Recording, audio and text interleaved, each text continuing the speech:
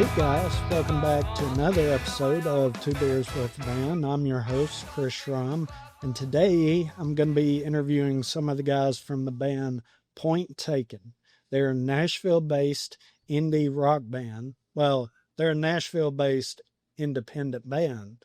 Not only a rock band, but they get into a lot of different things, and you probably could hear some of that in the song that we came in on, Stranger in the House. And I'll let the guys introduce themselves and tell us what beer we're going to be sipping on. All right, guys. I'm Noah, lead vocal guitar player. And I'm Colin, lead guitar player. Background vocal. Background vocal. All right, we're sipping on Golden Monkey today. Belgian-style beer, which, as I have learned, I am such a sucker for a good Belgian beer. My roommate has these very consistently, so I have started just having one or two every now and again, and I love it. This is Victory Brewing Company. It is a Belgian-style Tripel, 9.5 ABV. Yeah, baby, we're having fun with that. Yeah, so if you're going to go big, right? Big or go home. Getting right into it with 9.5. It'll loosen us all up. We'll all get much more comfortable with everything we have to say. Right. Oh, All right. man, look at that. Look at that head of foam. Well, that is actually a gorgeous beer. It really is. It's a clear beer, fast rising bubbles. I didn't pour mine properly, so it didn't really get a good head, but I mean, a very clear, beautiful beer. Very impressed. It smells the part. Yeah. It smells It really really good. does. It has a subtle banana and a very, very light baking spice, but neither one is too overwhelming. Yeah, it's not like that's the only thing you're really getting when you go to smell it. Yeah. What do y'all get when y'all smell this beer? I agree with the banana and maybe a little bit of like nuttiness to it. Yeah, maybe a little nutmeg. I know we talked about that other beer that had allspice in it. It might be that's what I'm picking up. I could agree with that. All right. Well, Nice. let's take a sip. Let's see. What we get. Cheers. Cheers.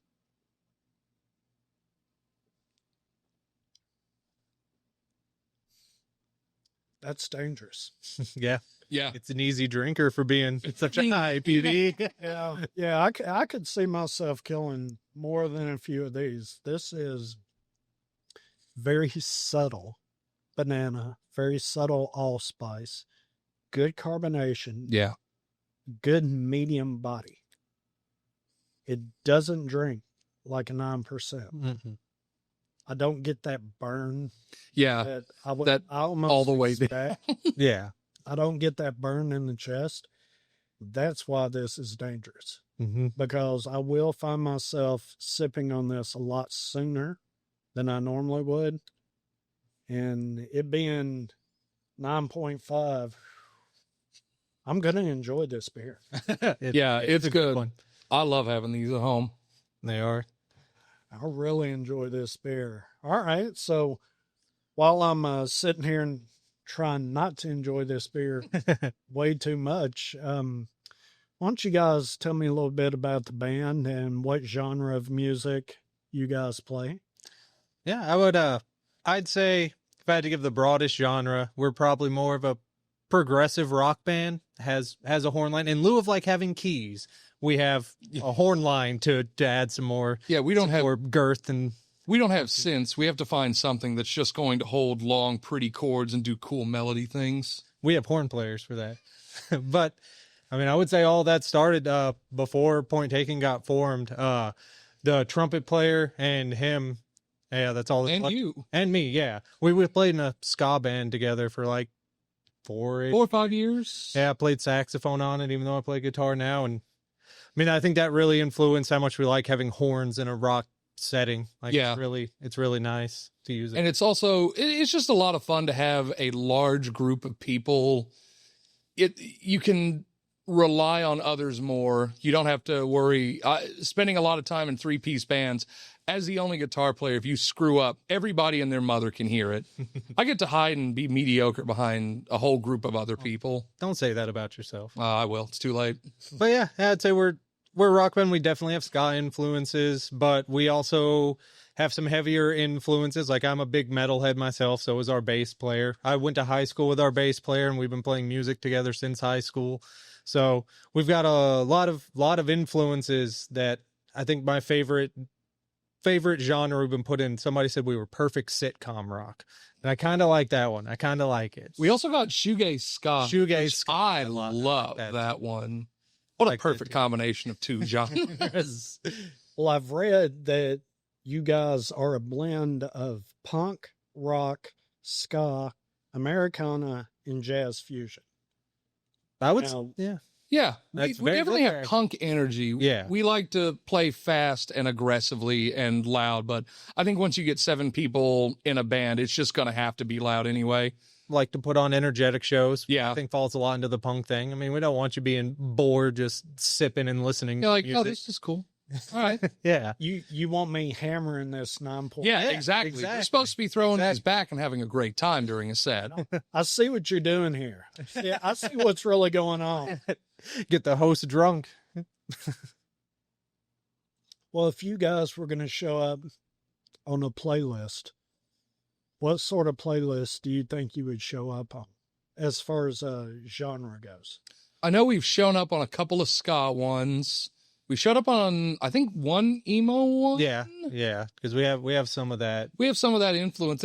That's a lot of it. Just when you have 7 people, it's very easy to have so many different ideas and styles just kind of mesh. Like, he's into the heavy stuff. I'm such a classic rock dude and into blues. Part of why we have 2 guitar players is because I'm such a huge Allman Brothers fan, and listening to cool guitar harmonies running together is just fantastic. So hopefully we can get in some of those like guitar band playlists. That'd be nice. Yeah. End up in some Guitar band Allman playlist Brothers. makers. Yeah. Holler at us. Got Come on. interesting harmonies and fun stuff. So How would you describe your music to someone who has never heard it before? Man, I would say it's just rock music, because we don't get like crazy heavy. There's not a bunch of yelling or screaming. So it's like fun pop rock music, but I'd say that's where the jazz comes in and where it gets a little interesting, because we're not just following like pop patterns and pop chords. We're paying for those expensive chords, adding random dissonances in there. Oh, we better put Just a add ninth fun. in that chord. Yeah. Fantastic. Yeah. So I would say it's just good rock music. If I had to you're forcing me one little thing without getting too into it, it's just good rock music that has a horn line. So we got a bunch like Chicago. I would say a lot of Stevie Wonder and some of that stuff more bridges into the rock than it is just like R&B and soul. So, and we take a lot of influence from that, obviously. And How did you first become interested in music? Mine was, I was 13 years old. I was riding the bus home from school, and a buddy of mine put in a set of headphones and said, hey, listen to this. And I heard Van Halen's Hot for Teacher. And when Eddie comes in with that big tapping thing at the beginning, this is the coolest thing I've ever heard in my life. And I walked in and I went, Mom, I want to play the guitar. And that was my 14th birthday gift. So we're going on 17 years of playing. yeah. Ah, okay. My parents say they first knew I was going to play music because Neil Diamond's biopic, The Jazz Singer. Apparently, I was obsessed with that movie when I was younger, and my grandparents had a baby grand, and I would bang on the baby grand and sing Sweet Caroline. Is when they knew I was going to play music. When I realized it is I was very much into Aerosmith growing up, and I wanted to be Joe Perry so bad. Like the rock and roll attitude, the whole kit and caboodle I wanted to be. And then, that just led to me starting to learn to play guitar. And yeah. How did y'all come up with the band's name? We had a lot of things. We were just kind of spitballing and throwing ideas out. There were a few, and then we just, when you have a band with that many people, we just let democracy and it just becomes a vote. Yeah. Like Misadventures was one name we thought about. There was I don't remember what another one was, but yeah, it was just, and I mean, it also makes sense because like what Car Doors about an ex, yours, like making her point well known.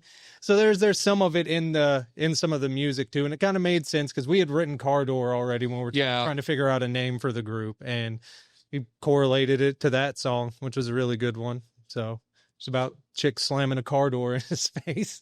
Well, yeah. That's what happens when you're a bad person sometimes. Wait, she was, not me. I'm perfectly fantastic. Squeaky clean.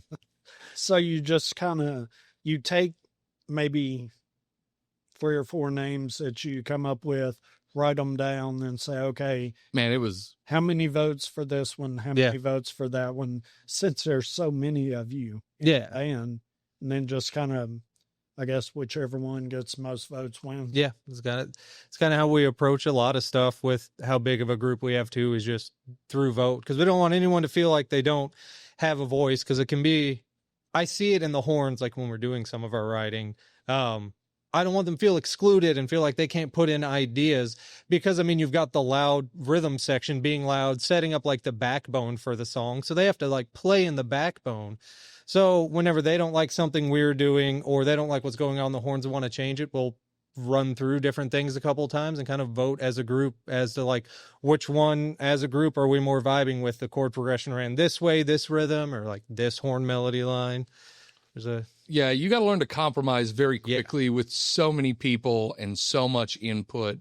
You know, you can't make everyone happy, but generally we do a pretty good job of combining all of the elements of one person's idea and another person's idea that we like. And when they mesh, we generally have everybody's like, yeah, no, that sounds really good. Let's do that. Yeah. How long does it take once a song is written to go from concept to completion? It kind of depends. We have some songs we knock out relatively quickly, and then we have some songs that we'll get a little section of it done, and then we'll sit on it for a while, and then eventually we'll come back to it. A lot of it for us is typically somebody will have an idea. Like some of our like one of our newer things we've worked on, he just had a guitar part and said, well, this sounds cool. And we just kind of went, all right, well, let's expand upon it from there. And it's, you know, I'll come up with some guitar part and go, hey, let's add this to it, and it'll work out. Or we had where I came up with a whole middle section for it. We sat down. I was like, it doesn't really work. He came up with something else for it. And generally that's a lot of the rhythm work of it is us with either our bass player, drummer, all 4 of us will get together and work on it, get some good recordings, send it into horns. And then it becomes just a matter of arranging those, getting a rehearsal together, combining all the elements and figuring out, oh, okay, well, this is a cool guitar part and that's a cool horn part, but somewhere in the middle, they're just not meshing either rhythmically, tonally, or off of the note. And it just becomes, okay, well, what's the guitars doing? You kind of listen to it and go, oh, okay, so we can adjust the horns to do something like this and it'll work out. Or like with one of the new songs we've got. Completely rewrote the chorus because we got horn parts that what we were doing didn't match at all. And sat down, rewrote the whole thing to like work in, and because the horn lines are kind of taking the lead in it, so we needed to step back and make sure they had space to breathe and be heard, but keep things moving along and do what we got to do. Having to learn to listen to each other is such a massive thing, because if all you're doing is paying attention to whatever you're doing and you aren't paying attention to anything else in the space around you. And we learned this when we first recorded. There were a couple of moments that we had to, in the studio, while we're paying for the time, go, okay, well, that doesn't work. We have to figure out what can we do in its place, and just try to, as quick as you can, come up with a part and go, oh, okay, that works. Yeah. Who were your biggest influences in music growing up? Growing up, like I said, I still am. I still love classic rock. Like, it's still, I'm a guitar player. Of course, I like guitar music. We love listening to old classic rock. Once I started like finding the things I was interested, like separate from what my parents were showing me, because my mom, classic rock, 80s pop. My dad likes, West Coast hip hop from the mid 90s. That's a lot of what he listens to. I really got into the first band that I got into independent of anybody else was Slipknot.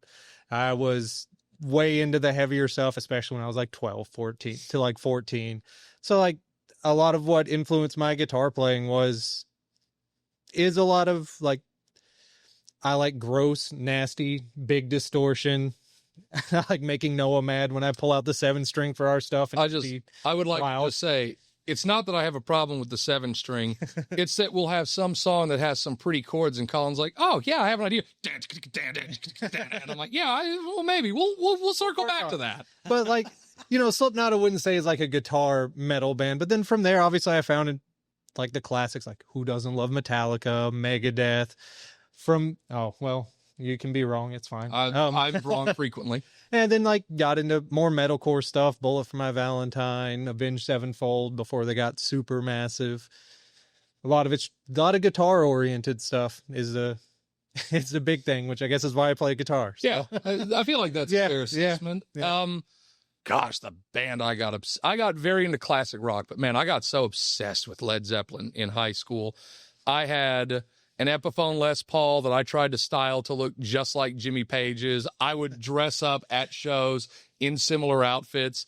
And you do that for about 4 years. And one day you wake up so burned out on Led Zeppelin that you take about a year between any listen to any Zeppelin song. But super into a lot of that classic rock, which as you get deeper into classic rock, you realize all of the guitar players you love all start having the same influences. And you start hearing Lightning Hopkins and Buddy Guy and B.B. King.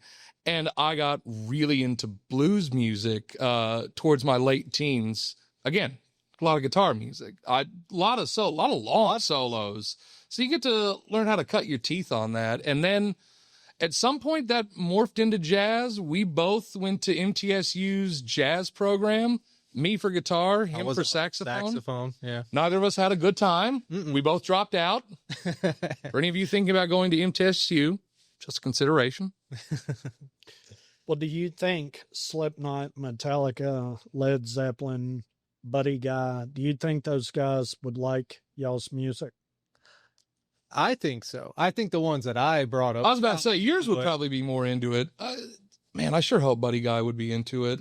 Think you run into how elite were those guys really? Was it all about the guitar? Or was it about the effects and the soundscape you're making? Or is it all about technical skill on the instrument? It's definitely technical skill. I got to see Buddy Guy last year, and it was one of the best concerts I've ever seen in my life. The best show I've been to really was a Buddy Guy show at the Ryman. I'll have to catch a Buddy Guy show. Dude, look. He's coming this summer. Yep. It's his 90th birthday. And he's still out killing it. Let me tell you. It's going to be, it is the best concert I have ever been to. He pulled out some stuff. And then when he started walking up and down the aisle, playing and singing like it was part of the show, and just cruising the audience and just not missing a beat. I was just like, this is amazing. This guy is just all over the place. I love it. Man. I love it. True performer. When I saw him, and I know you'll love this, there's a big old 410 basement amplifier with his back to the audience. Yes. And they're in the first song, and he's kind of plinking out a couple of notes and a little solo. And then it cuts to his solo, and he hits a note, and I see him pull the volume knob on his guitar up all the way. And this amp just starts screeching. Yes. And it is so cool and so loud and so blistering. It was walking out and like, yeah, that's how a guitar should sound, with an amp cranked unbelievably loud, and to the point you have to turn it away from people so you don't start damaging hearing. It's just, that was a great concert. That sounds like we should go see Buddy Guy. We should definitely go see Buddy Guy. We saw Focus, which was still one of my favorite concerts. I'm going to go see Buddy Guy. All right. We'll be looking for you. There is no doubt in my mind that I'm going to that show. I had to miss last year's unforeseen issues, but I really wanted to go. I think it was a year before, or the time before when he came to Nashville, I went, and I was just, man, I'm telling you, when I went home, I didn't sleep. I didn't sleep because I was so jazzed up. Plus, all the instruments being cranked way up. Buddy Guy likes to play the guitar and just wore it out. Of course, you go home, your ears are wah. Yeah, you lay down and so laying down, between the energy and the wah-wah in my ears, which is a true technical term. Wah-wah? The wah I couldn't get any sleep, but I had such a blast at his show. How did you guys' upbringing influence your music? Man. I mean, the only real thing I have to say is I was lucky enough that like my parents were extremely supportive of me doing music. Like the whole time, they bought me my first actual guitar. They bought me my first actual amp. They let me annoy them learning to play guitar. That's a really important And point then- for anyone learning an instrument while living with their Not parents. just guitar, but guitar and saxophone, because by that point I was in school band playing saxophone. You listen and- to all the squeaks. All the squeaks and squeals. And I on like a negative side, not with my parents, but I went to school in a very, very small rural area. Like I graduated with like 53 people in high school. And I had very good like one-on-one engagement with my music teachers in high school, which was extremely helpful. So that was a big positive. But like I think a big thing that hurt me is the only reason I went to MTSU was because I was going to Nashville, because there was nothing to do where I was from with music. Like there was nothing set up. The only place I could play music was at school, because, you know, there's some dive bars around, but I'm, 15, 16. They're not going to let some 15 or 16-year-old come play in a dive bar. More than once. More than Yeah, you can get away with it maybe once. one time. But I mean, supportive parents, and like I had great music instructors in high school just because it was so small. It was able to more one-on-one time. They were fantastic musicians.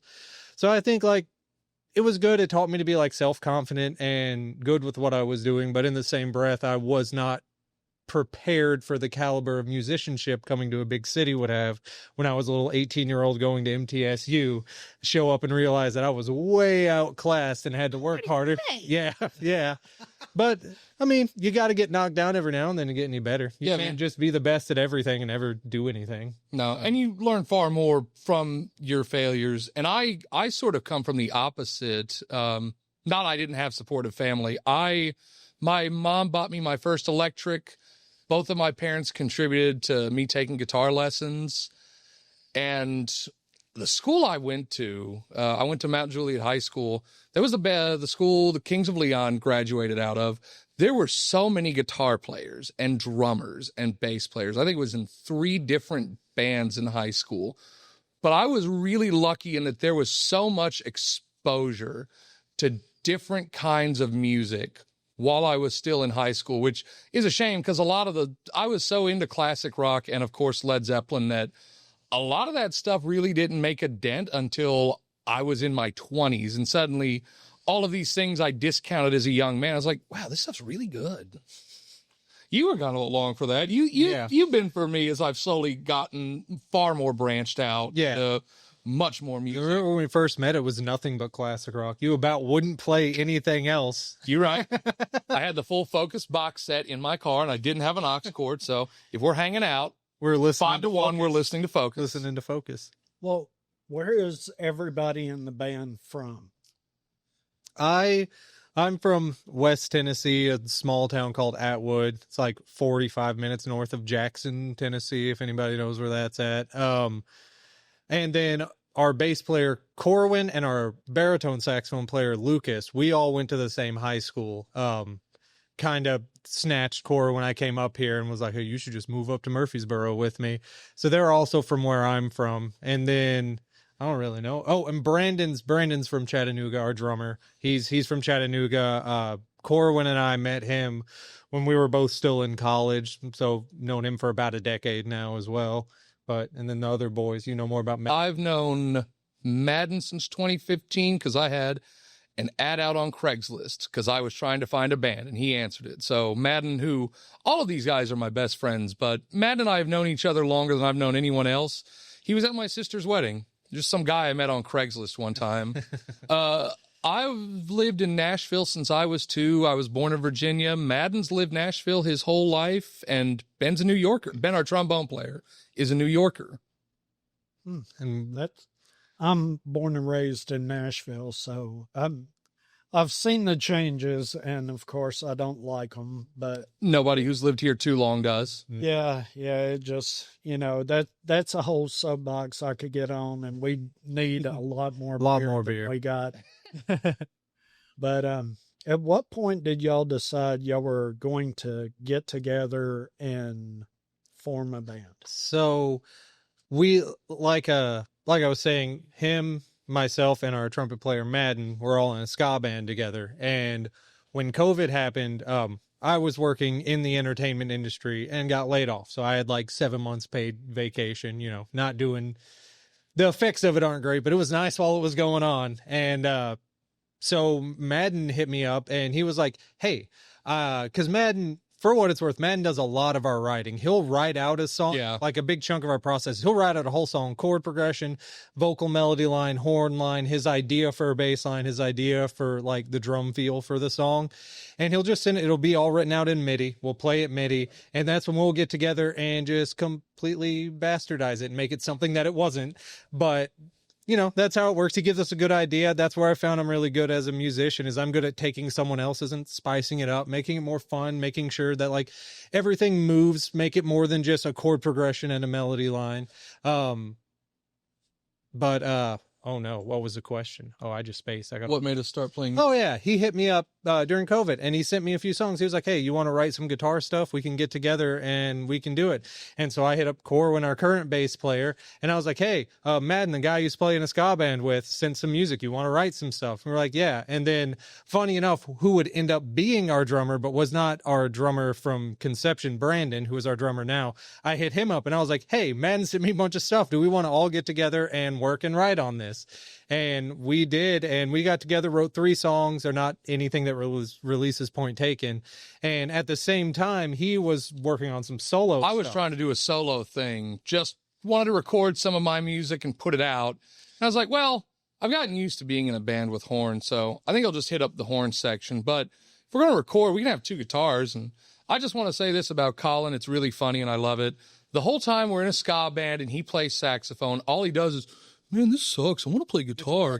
I got bored playing ska. So then we start playing shows where he's a guitar player and he's having to lug guitars and a pedal board and a great big 4x12 Marshall half stack. I was a guy with a Les Paul and a Marshall. Dude, this sucks. I got to carry all this stuff to shows. I kind of wish I was just playing saxophone now. No matter what. It was a joke. It was a joke. Sure it was. But then he was like, hey, could I get you guys in here to record some of my solo stuff and we can start working writing on it. And we started working and writing on it and then just decided to do this thing. Actually, ironically, it came up the other day. At the time when we started, he and I were roommates. I had a photo I took of you, me, and Corwin and Ralph down in your room at the schoolhouse house. Oh yeah, working on deserted streets. Somehow it's strange. We lived together, and it was like, oh, cool, we can work on new stuff all the time. And he would come home, I'm too tired, I don't wanna. And it's like, we're in the same house. I'm a mechanic, and then we go watch. I'm too tired, and then we go watch TV for 3 or 4 hours while and I go fall to bed. asleep. Man, we used to have Columbo nights. I miss Columbo nights. Every time he would close, I would close at work. We get home at midnight, and we'd crack open a 6-pack, throw on an episode of Columbo, finish it, and go to bed. Columbo nights were fun. We need to do more Columbo nights again. We do. God, I love a good Columbo night. At what point did y'all decide you were going to make music at the level you're making it right now?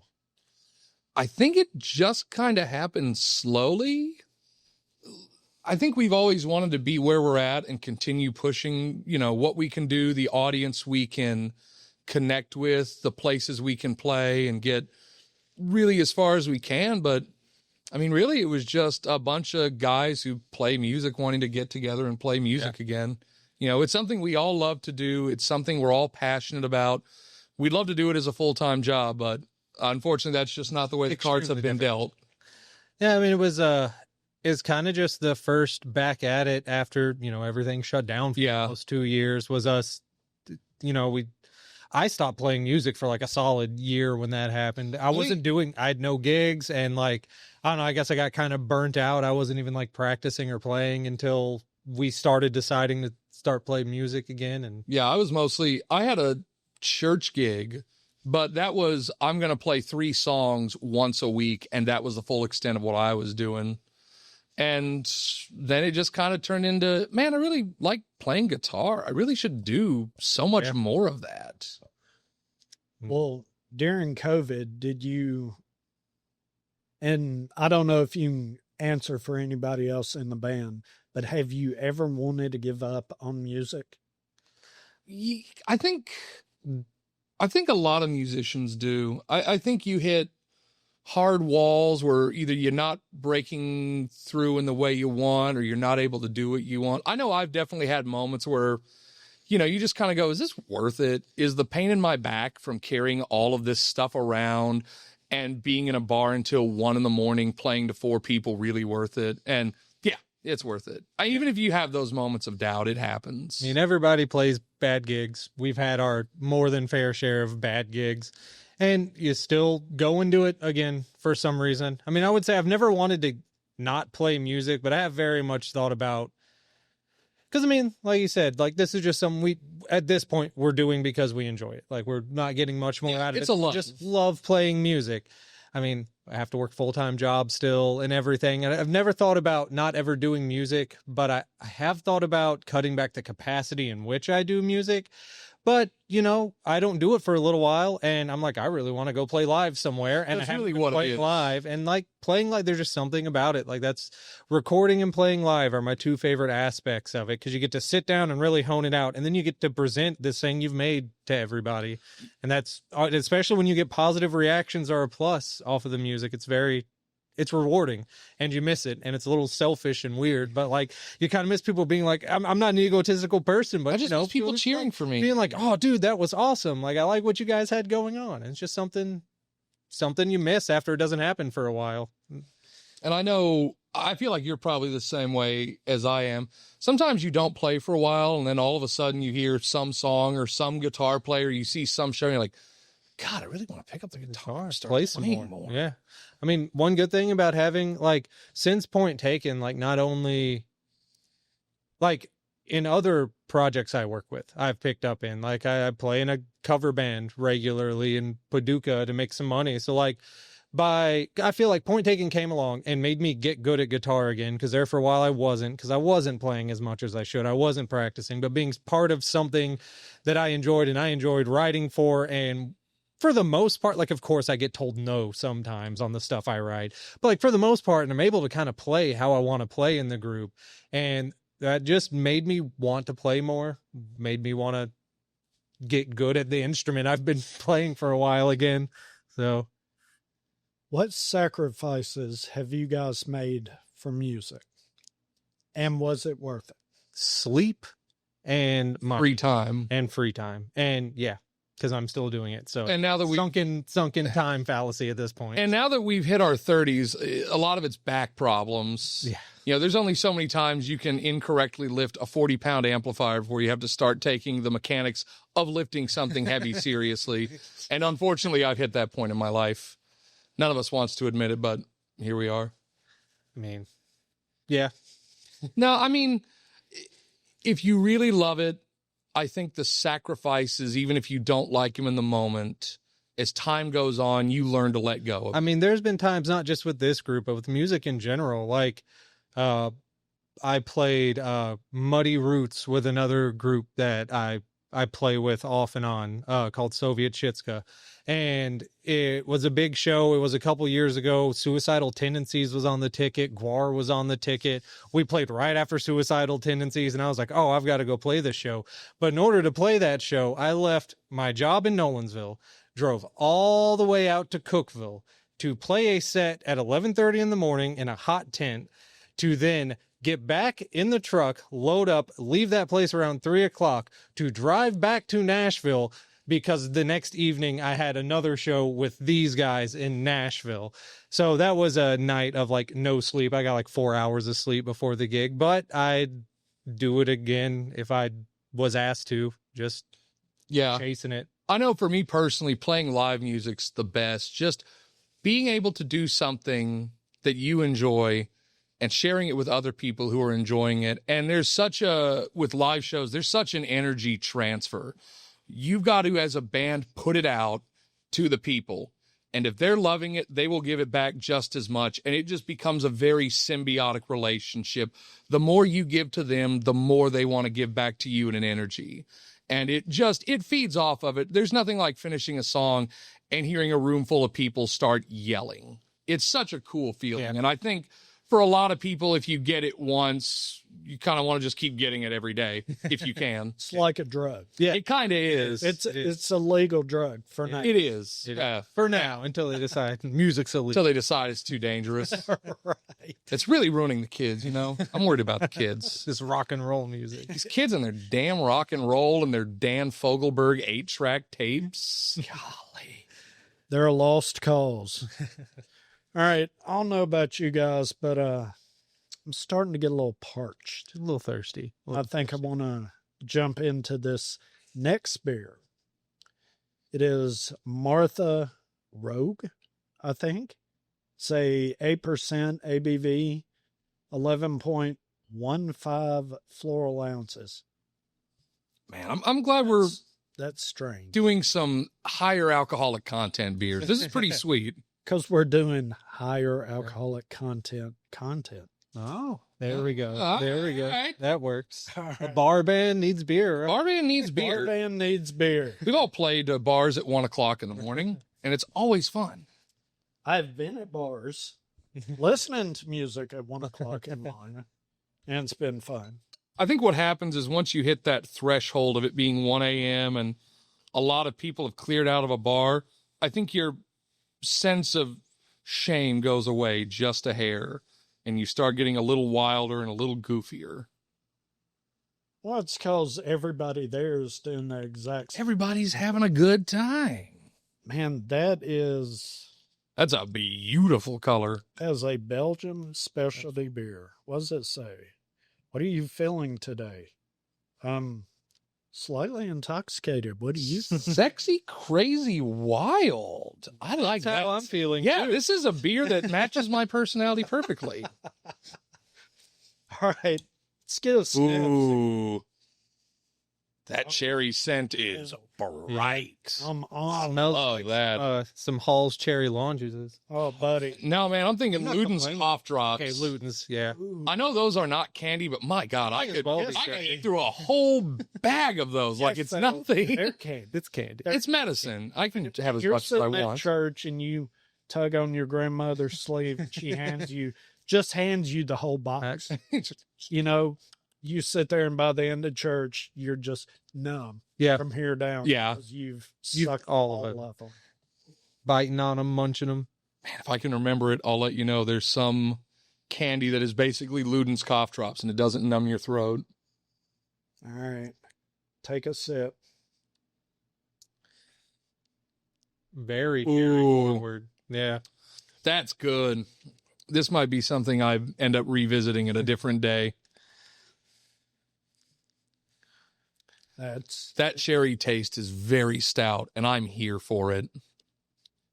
This beer could get me in a lot of Yeah.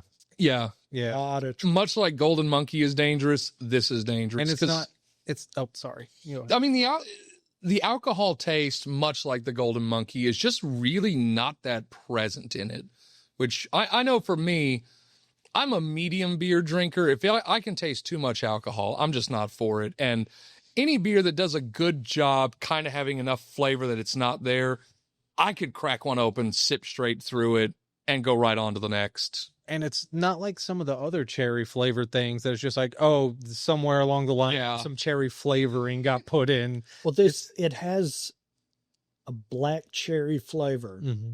and it's subtle, but it's there. It's kind of up front, but it doesn't just take over. Yeah.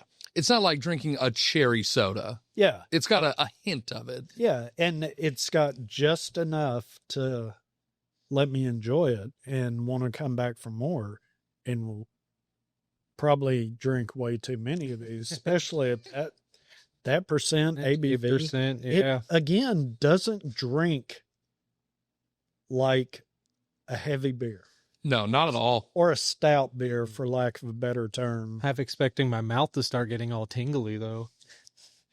But man, That's really good.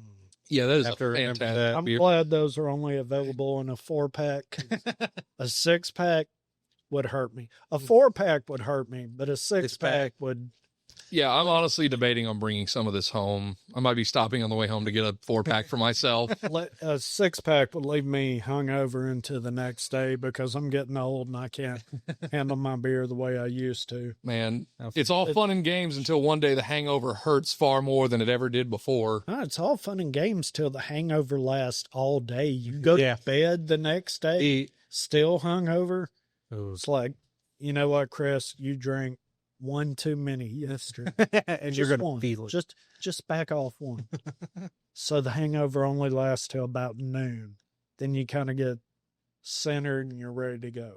I mean, I'll give you my hangover cure. And mine is the preemptive one when I am drinking. And I've hit that point in the night where I recognize, okay, I've had enough. Immediately hit a big old water, have some Tylenol PM, and eat something. And I will go to bed, and I will wake up feeling perfectly fine. Especially the greasier food you can get. If you can get to a McDonald's or a Taco Bell. Steak and shake. Oh, steak and shake. Waffle House. Waffle House. A good old Yeah, if you are in a position where once you're done drinking, you can have some water, Tylenol PM, and Waffle House, you're not going to be hungover in the morning. You will be holding onto the toilet, though, whether it's this way or this way. That is true. You know what? I believe I have spent more hours either drunk or hungover in a Waffle House than I've been there sober. That's the thing. And a Waffle House when you're hungover, that does kind of help. By the time you leave, you just feel smelling it. Smelling it. And I think when you walk in, they know. Yeah, they're well aware. You know, you don't sit down. You just kind of fall into the booth. You don't eat. They hand you a menu. You're like, don't no. look at it. Like, you're like coffee, water. You're like they just bring you coffee. Yeah, They don't even mask. It's an institution at this point. Water right there in front. They put the water right in front. The Taco Bell, when I moved out to Clarksville a few years ago, but when I was living in Antioch, the Waffle House right down the road from us, knew who we would come in religiously almost every Sunday, and we get the same waitress every time. She'd just bring out the coffee and water, and she would ask same thing as what you normally get. And if it was, then they would just make it and bring it out. I think at least 2 or 3 times a week there for a little bit, we were at Waffle House. Man, you're laid in the booth, kind of like this, and she's like, "What would you like?" My usual. The usual, please. The usual. God, man, nothing beats Waffle House, either after a night of drinking or the morning after a night of drinking. Yep. Either before you go to bed or after you wake up. Or you walk into Waffle House, you order, you leave, you don't remember what happened in the meantime. It was dark when you walked in, the sun's up when you walk out. And there's always a fight about to brew. Somewhere. Either that, or if your cook's out smoking a cigarette and they open the front door for you as you walk in, whatever food they're about to make is going to be the best you've ever had. Yeah. There's something about the gristle of that interaction that is just so heartwarming to go, hey, man, you've got my back. You've got my back. Yeah. You have your smoke and you make me some good food. These people know how to help us. And they also know how to fight.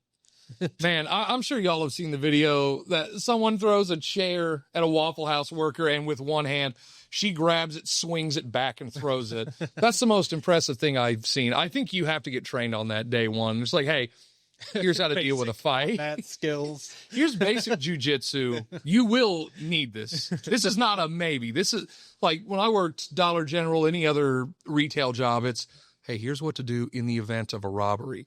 Waffle House, it's here's what to do when a robbery happens, when a fight breaks out, when you have an unruly customer. Because that's the thing. If everyone's going to Waffle House drunk, unruliness will Most of them aren't open 24 hours anymore. Wait, what?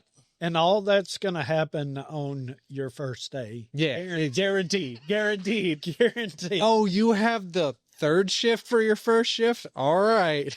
Oh, well, it's overnight. It shouldn't be that busy, would it? Who's coming to Waffle House at 3:00 in the morning? Everybody. In fact, everybody in this area of town is stopping by Waffle House on their way home. Yep.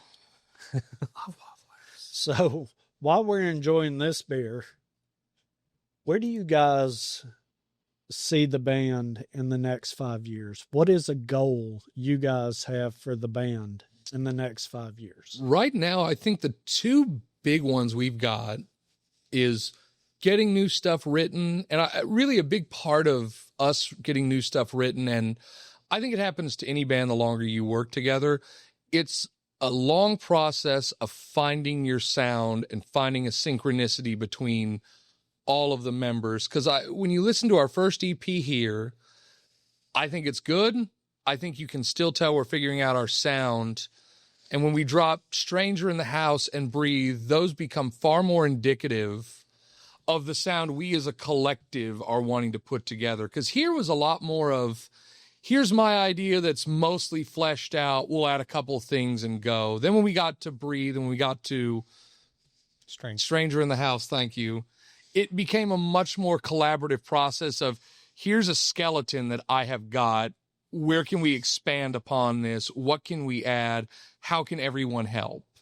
And with a lot of the new stuff we're writing, it has become far more of a collaborative effort, not just in writing, but, you know, the first EP we put out and all of our stuff, it's just me and our trumpet player, Madden, doing vocals. But with this new stuff, our bass player's doing vocals. This guy's doing some vocals. You know, it just becomes synchronistic is the term I would use when you get to that sort of point, the longer you go on.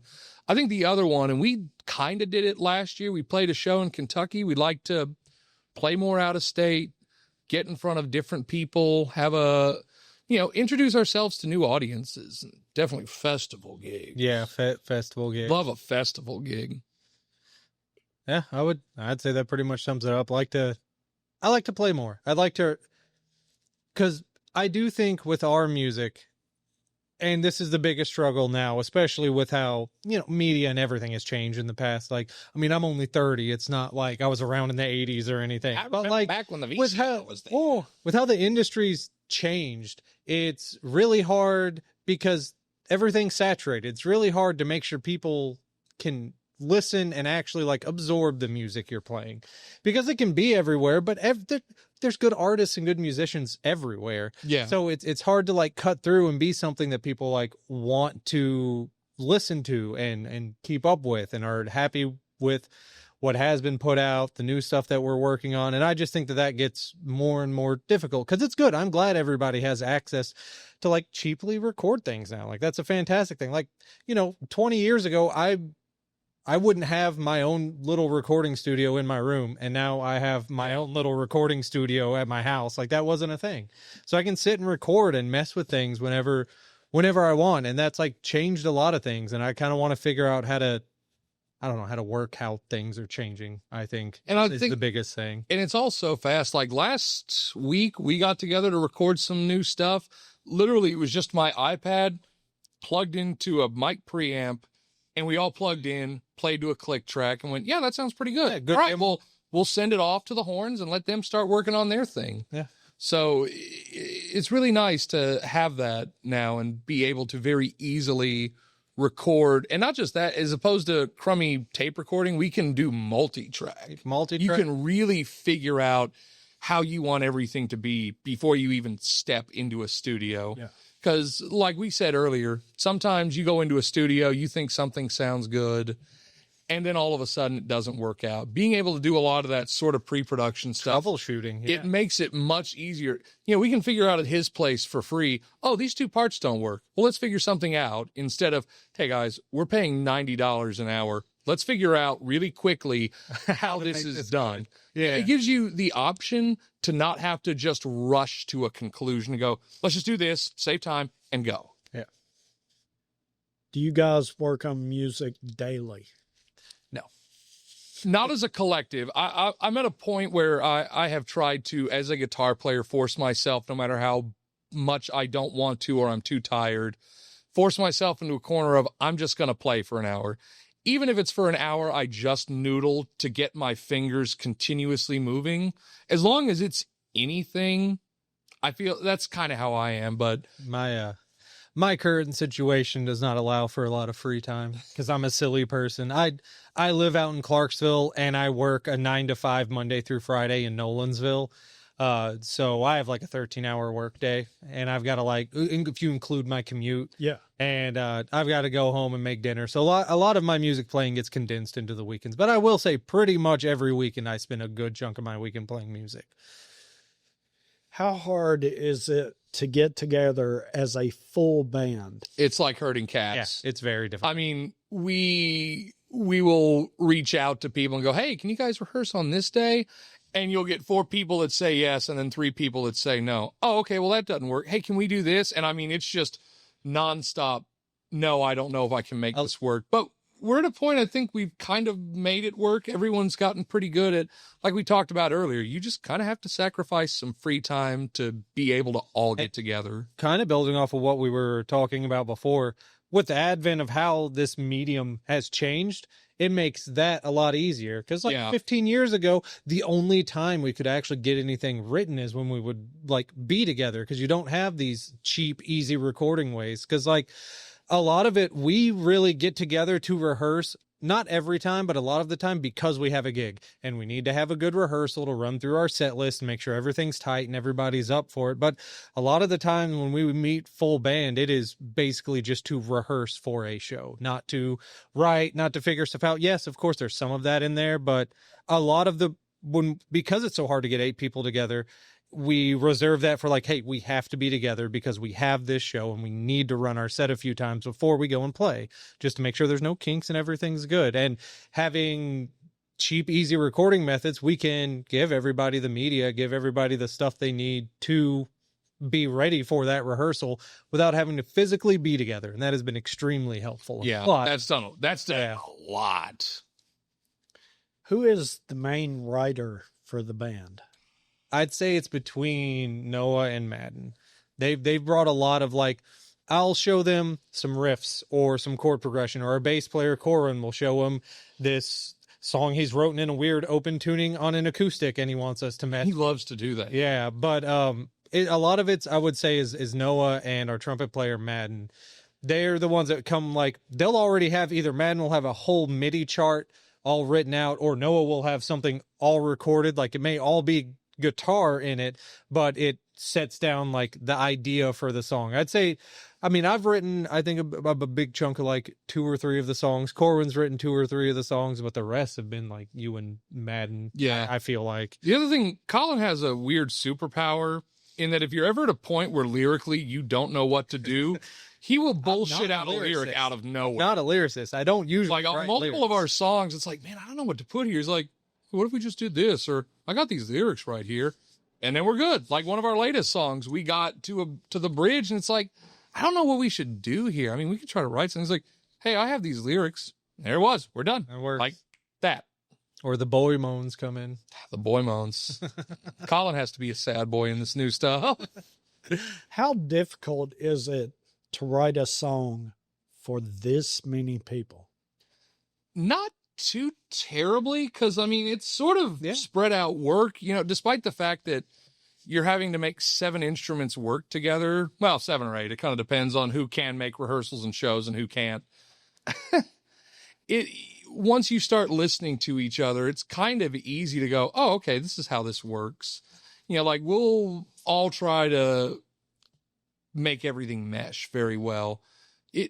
It's hard in that it's so hard for all of us to get together, but with the recording stuff at home, it's really kind of helped speed up that process of, oh, now instead of having to guess at this, I have a reference I can just keep turning to go, oh, does this part work or not? And I would say it's not difficult because in the way our group is structured, honestly, like we talked about before, Noah and I are just rock guitar players. Like, yes, we have other influences, but, like, we're rock. At the end of the day, we're rock guitar players. And when a lot of the time when we're writing, when we get together, it's us, the bass player, and the drummer. So it's a whole rhythm section. So at least from my perspective, I come in and I keep in mind that there are going to be horns in here. And if I know what the melody lines are going to be, then, like, I keep that in mind. But I just come in and rock like it's a 4-piece. Like, I just write like it's a 4-piece, and we get horn stuff, and then I change stuff if I have to, and if it all fits, it all fits. But if it doesn't, then, you know, mess stuff around so that I'm not clashing with horns, and that's a lot of it. And then I think at a point, we've been doing this so long, we've gotten much better at figuring out very quickly what does and doesn't work, and being able to go, oh, okay, well, that doesn't work. Let's do this. And we figure it out relatively quick. Mm-hmm. The problem solving is pretty nice. It is. So who does what in the band? And I mean, who does social media?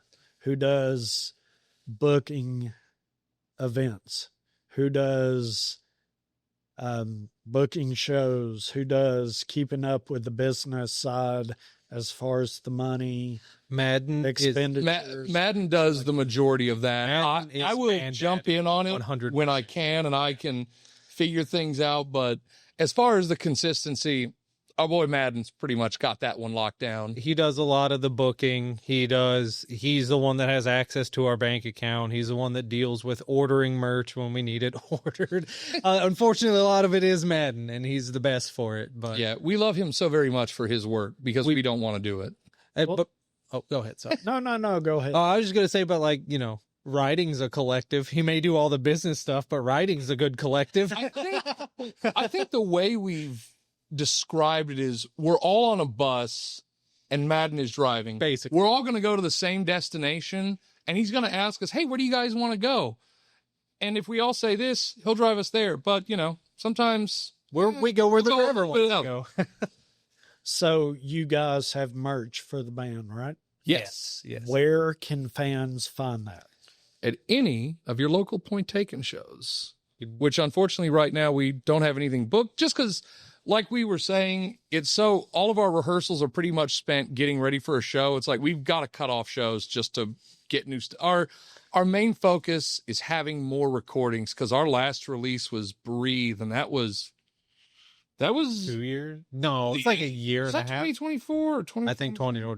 I've forgotten what years are anymore. They're all just going so quickly. Well, as far as like online, if I wanted to get a t-shirt, do you guys have t-shirts? We do not. Not online. Not online. So you brought up the social media, and that's where I want to be transparent. That is something we are not good at as a band, and it's part of figuring out, and it is something we're trying to change, especially with, like, we want to try to get an album recorded this year. We want to make sure that we can be more engaging and have more content out on social media platforms. And it has been something we've been discussing, because like all of us, like, I started gigging regularly when I was 19, which was over a decade ago now. So, like, all of this has changed. Yeah, exactly. All of this has changed a good bit, how all of it works. How, like, when I was 19, the lessons I learned playing in a dad rock band don't really apply to how stuff works now. And we've kind of realized we need to have more social media engagement, which we don't really have a lot of right now. We're decent. We kind of have moments. We ebb and flow. And generally, like, if we have releases out or shows, we're really good about promoting them. But while we're in sort of this writing stage, it's kind of dropped off.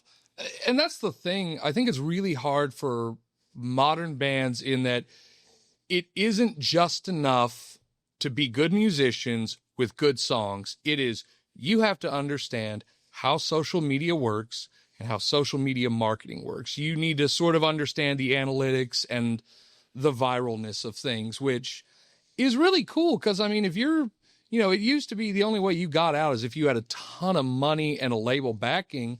But if you're good with social media, you can have next to nothing and still get yourself in front of a good audience. Gosh, I wish I could remember when. There's a band that put out a song. I think it's Pine Grove. I wish I could remember the name of the song. Which one? I love Pine Grove. It got really big on TikTok like 2 years ago. Like, the song had been released 3 or 4 years earlier, and then suddenly out of nowhere it just becomes a huge hit. And I remember this one specifically. In 2019, I think the number one song was Africa by Toto. That song was released in the 80s. How did it suddenly jump back to number one? Because everyone on TikTok loved it. Yeah. The social media has become such an important force, especially for independent music, because that's how all of your marketing is done. You don't have, when you're an independent, you don't have label backing to do all that work for you. You've got to do all of the footwork yourself. And I think it's really fun in that you don't have to check with anybody before you do it, but it's also a lot because you don't have other people giving you ideas. You have to come up with these yourself. Yeah. Was Point Taken a brand?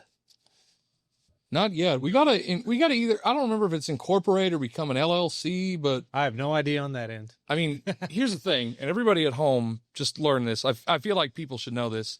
Did you know that if you register as an LLC, which we could do as a band, and then you purchase a home under that LLC, you can then rent it to yourself, and every bit of work becomes tax deductible. And I think we should form Point Taken LLC, buy a house, and then rent it to ourselves. And then we can just, every bit of repair has to become a tax write-off. So if you don't pay your rent, do you kick yourselves out? I'll have to consult with the landlord. How difficult is it being in a band with so many members? Other than trying to get everybody together at the same time. And getting everybody together on a smaller stage. Yeah. You know, when we do some clubs and bars where they have a small stage, we're very close. We all become very tight. And I think that's why we've become such good buddies, is because we all have to stand about 3 or 4 inches away from each other on a stage. It's also just, I mean, we're not going to have anybody in the band that we don't like. So if there's heads butting, we resolve, or, I mean, we've had to ask members to leave before. That has happened. And, you know, like our original drummer, the one that is on the album we have out, you know, the button heads a little bit with some people, and he was like, you know, this isn't good for this sort of environment, so I'm going to step out. That's how we got Brandon back as a drummer. But it usually not any big problems with having that many people out, other than just getting them together. Yeah. And I think that's another important thing with us, is that you can be a great member, or you can be a great musician and not be the right fit for a band.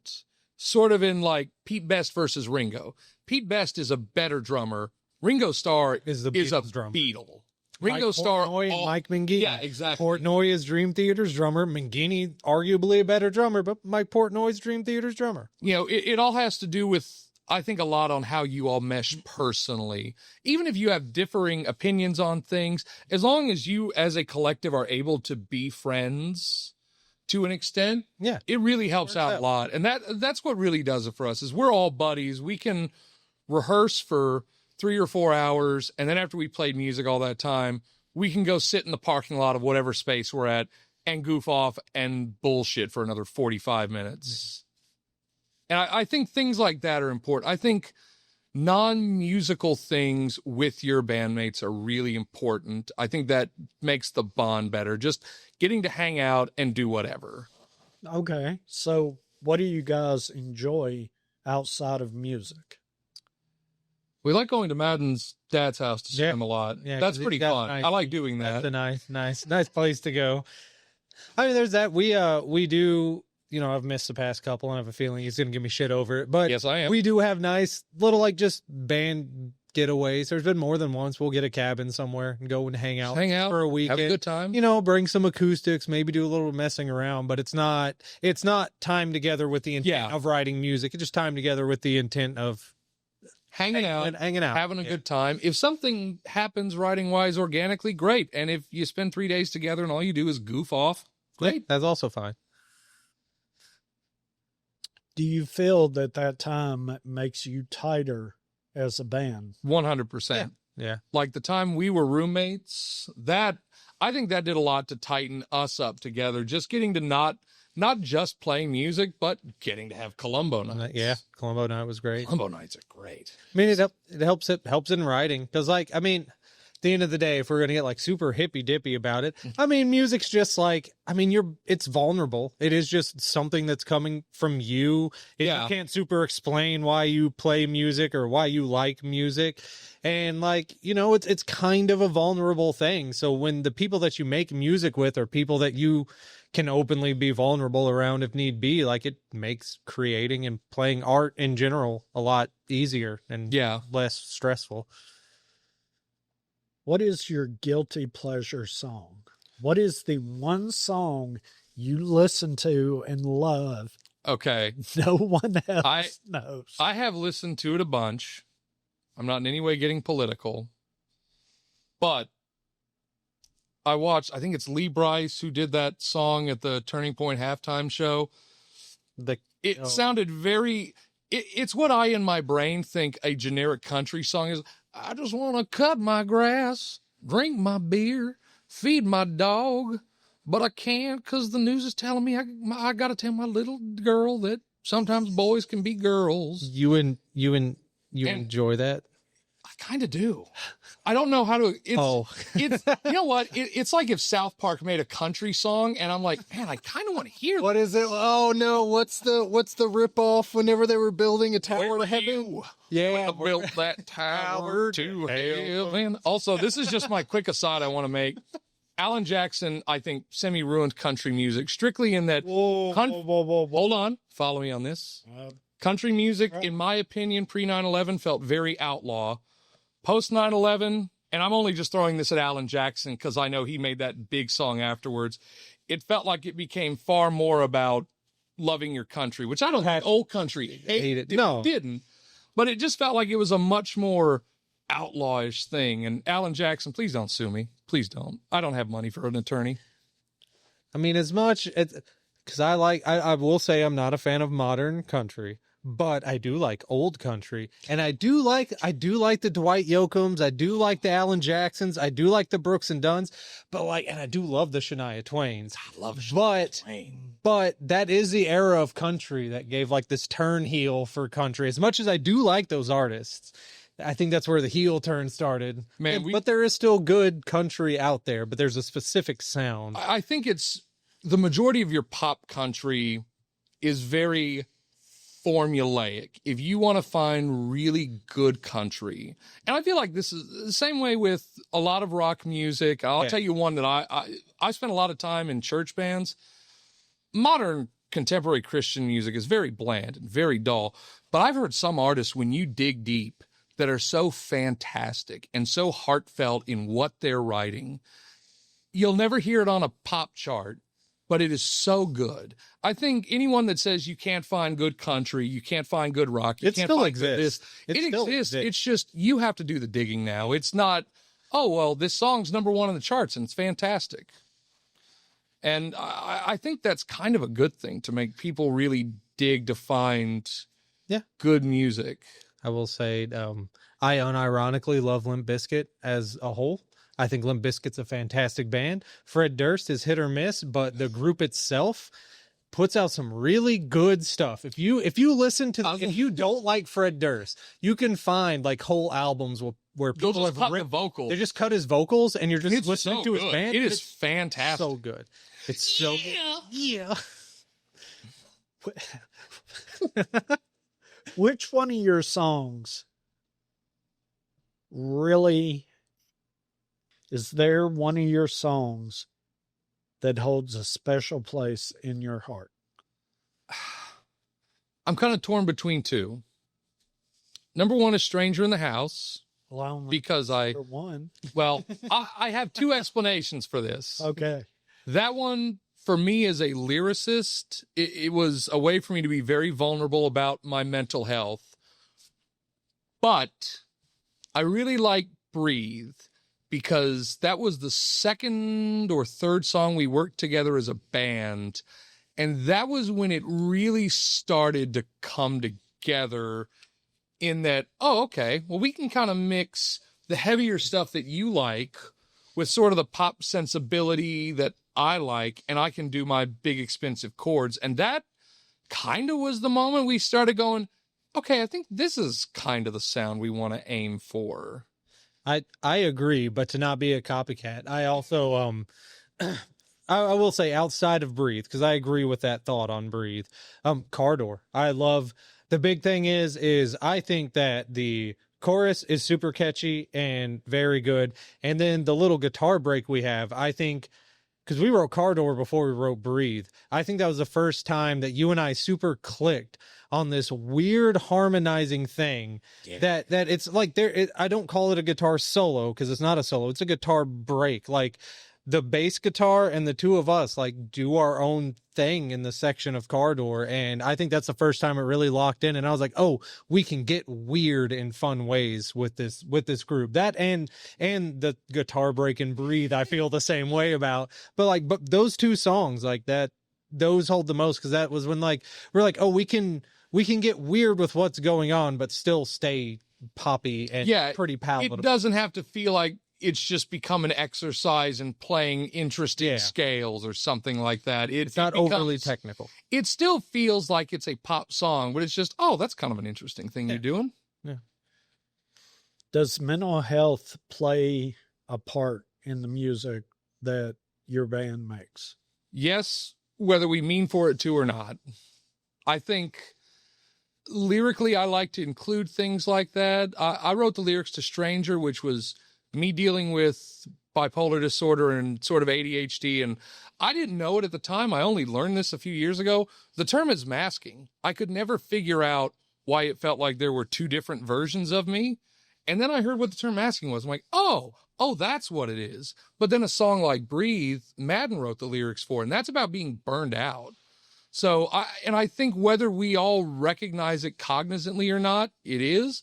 But I think that's also what drives us a little bit as musicians. I think it's what leads us to figuring things out. I also think it's what can lead us to not being able to get together. If, we're all dealing with something and we're not as well mentally, it's not as easy for us to get together. It's not as easy for us to come up with things. So yeah, I feel like yes, whether we realize it or not. Yeah, I just make fun guitar noises. He just makes fun guitar noises. So. Do you think mental health is talked about appropriately in music, in mainstream music, or in music in general? I think it's gotten significantly better. I think one thing that we should definitely be doing generally as people is being more cognizant of it on the front end. It's really easy when a Chris Cornell or a Chester Bennington commits suicide to get on the internet and go, oh my gosh, hashtag mental health awareness. Here's the suicide hotline phone number. But once someone does that, you can't fix anything. The only thing you can do is try to catch it on the front end. And I'm a firm believer that at least in the United States, we need to do a much better job overhauling the mental health care system. And I think it needs to be implemented. I think a lot of jobs don't care how burned out and how worn out and how tired you are.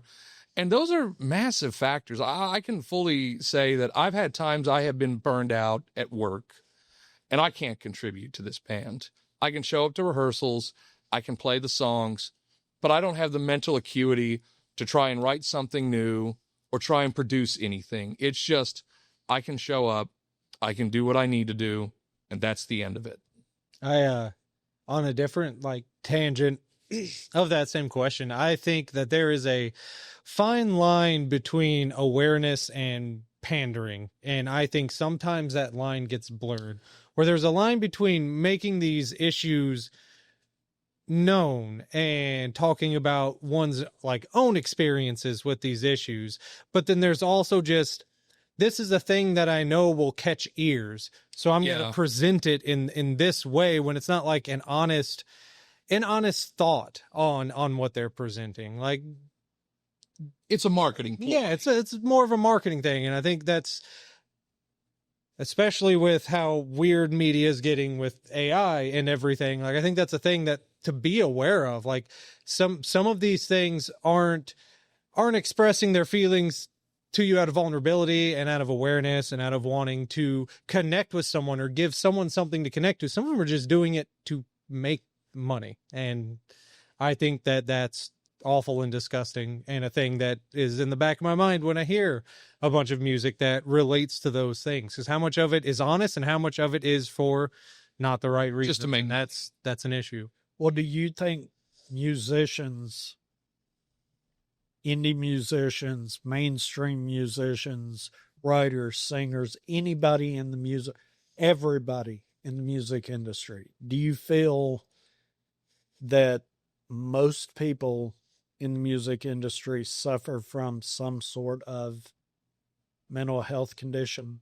I think maybe a lot of maybe even just a little bit. I think to an extent, I definitely agree. I think there's something about dealing with something mentally and being a creative just as a way to find some kind of outlet to channel either what you're feeling or what you're not feeling. Like my favorite guitar player is this dude named Roy Buchanan. And when he gets on stage and plays, stone-faced, barely moves. And there's an interview with him in the studio. And they said, Roy, how come when you play, you don't like do all these faces? And he's like, because I'm screaming on the inside.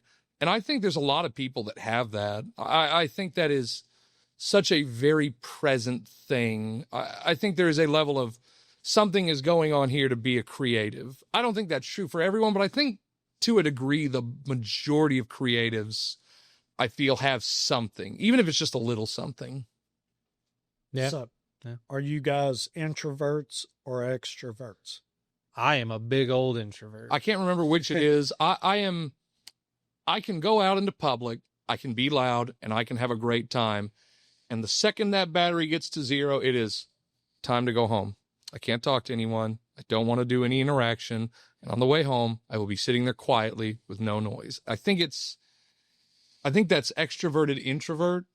Yeah, everybody has a social battery. It's just the amount of social, and does like what is it? The difference between introvert and extrovert is, does being out in public charge your social battery, or does being alone charge your social battery? So you're an introvert if that's what you're saying. If being out in public drains your social battery. Man, I don't know, because I go out in public and I can really throw down for a while. I mean, I can too, but I can get charged in public, and I can get charged sitting at home quietly doing nothing.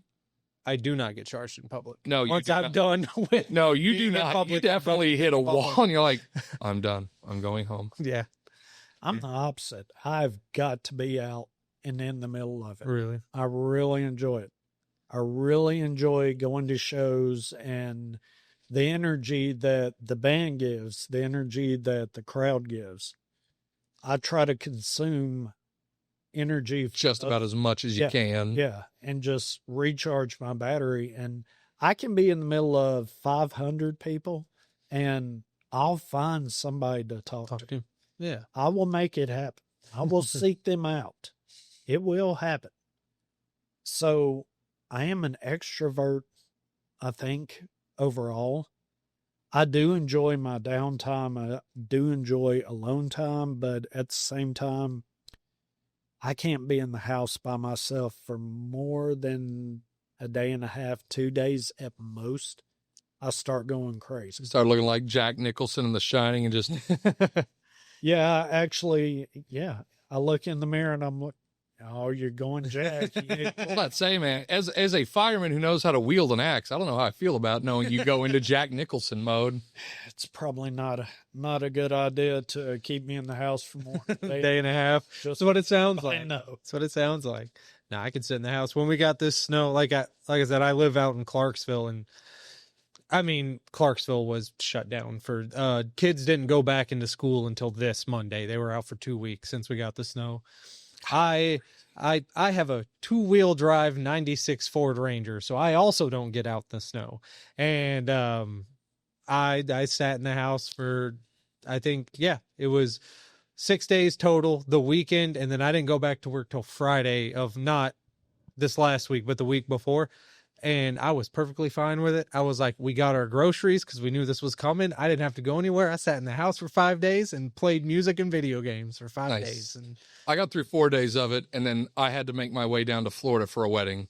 That was not fun. The road I had to go down to get out was a 2-lane, trees and limbs all on the side where pretty much everyone's driving down the middle of the road. There's no electricity, so none of the red lights are working. Man, I hit the Alabama state line. The temperature was 41 degrees. I didn't see any snow or ice. It was the single most beautiful thing. I feel like, it's like when you get sick and your nose is stuffy. And then you suddenly can only remember how good life was when your nose wasn't stuffy.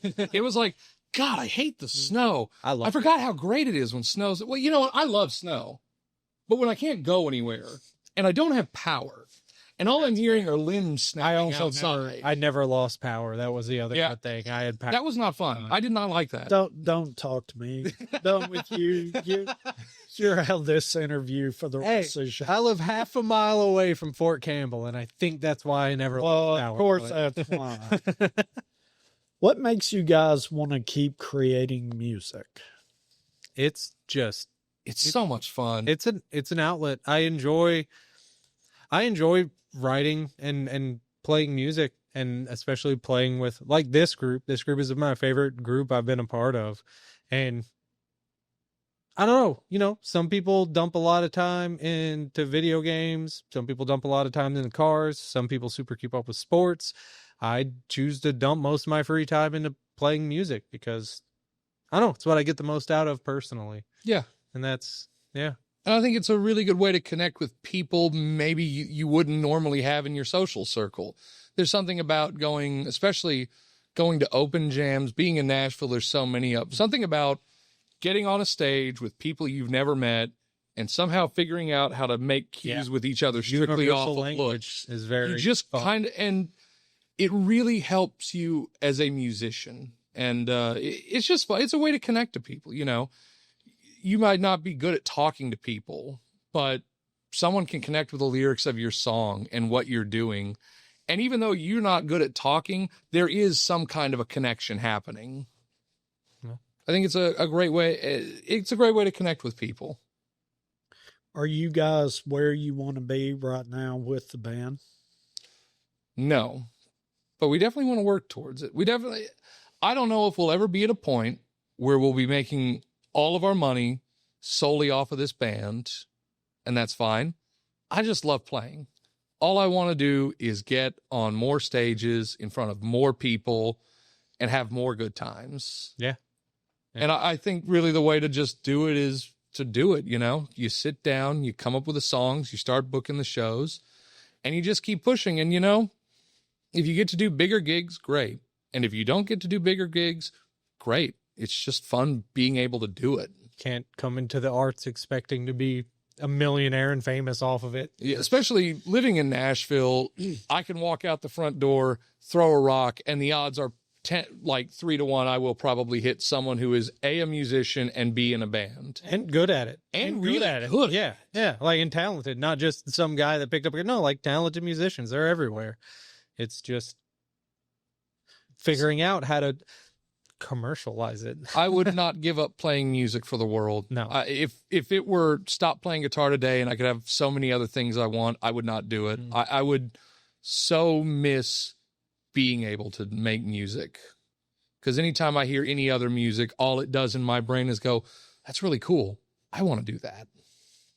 So do you think being in Nashville is detrimental to the band, or do you think because of the level of talent in this town, it makes you step up and be a little bit sharper? It's a double-edged sword. It's great in that there are so many musicians we could connect with. If we need any member, the odds are we can find them. But it's also hard in that you have such fierce and massive competition for gigs and for spots anywhere. I will say, like, off of what you said, like, make you play better. Like, when I first came up here, like, I moved up to Nashville when I was 18 from the middle of nowhere. I had, like, this weird mindset of being competitive with every musician I met and every group I met with. It was, I would listen to their set, not to enjoy what they were presenting, but to, like, analyze and judge what they were doing, which is, I think it has its merit. Like, all bad things have their good, all good things have their bad. I don't think that it's a healthy mindset to have towards it. However, it does light a fire under your ass sometimes. Yeah. I don't have that mindset anymore, and I'm very happy about it. I'm able to just enjoy the groups we play with. But, like, I remember when I was, like, early 20s, I was just like, man, it's all this guy's guitar player is really good. Oh, no, am I going to screw up and not sound as good as I should? Yeah. Well, and it happens even in band, not necessarily with us. I was in a cover band. There was a guitar player named Jacob Marcus, he's really good. Phenomenal musician. And in our first couple of rehearsals together, I was like, shit, I've got to get good. This man is so good. Yeah. I have to try and match this. It is good sometimes. Yeah, it is. It makes you realize, well, and like all guitar players, we all steal licks from each other. It's fun to go out to a show and go, that's pretty neat. I'm going to do it too. I'm going to take that. I love stealing your licks. I was about to look. Here's the thing, and I don't know who else heard this. It's one of my favorite sayings: "Good artists copy, great artists steal." Yeah. You gotta emulate the people that you think are good musicians to play the way they play. Then somehow try to turn it into your own style, so you can't be sued for it. Well, who do you guys emulate? I know as far as a band, and I'm sure Madden will agree with me on this, a big inspiration for our horns and sort of our style is Big Fat Meanies. And Thank You, Scientist. And 5 Iron Frenzy. And it's I'd say 5 Hour Frenzy you could still call a ska group, and I guess the Big Fat Meanies you kind of could, but I also think a lot is there's a band called Thank You, Scientist that is they are a progressive rock band with horns, but like the really weird, obscure progressive rock. Like, it's not just like we kind of lean towards pop rock. They're just like, nah, we're just going to do what we think sounds good. And it's very good, but also it's not, crazy poppy and palatable, but that's also a big influence for the group as a whole. It's musicians' music. Yeah. Okay. That's the best. Yeah. It's music, music for musicians. It's the kind of thing your average person be like, oh, okay, that's cool. And your musician's like, God, what are they doing? You listen to some of these guitar runs like, what is that? What are you doing? Are you just hitting random notes? I guess it's like jazz. It's music for musicians because it's all inside jokes at a certain point. So is that the type music you guys put out? Music for musicians? I don't think we do. I think we do and don't. I think we like to have songs that anyone can hear and go, yeah, this is good. I like it. But we also like to throw in little things where someone who either plays horns or guitars or drums or bass goes, that's a pretty cool thing. What was that I just heard? Yeah. Being able to have a combination of anyone can listen and get enjoyment out of it, but people who listen, I don't want to say that people who are hearing the songs aren't listening, but I do firmly believe there's a difference between hearing a song and listening to a song. I firmly believe. And I think when some people will listen to a song and just go, it's really cool what's going on there. Yeah. And I think that's what we like to do, is to be a combination of those things. Yeah. I like to try to be an impressive guitar player. So yeah. Stroke the ego a little bit. I can't remember who it is. There's a jazz musician. I was listening to an interview with him, and someone asked him, is music for the listener or is it for the player? And he said, it's for the listener, but who's the first listener? It's the player.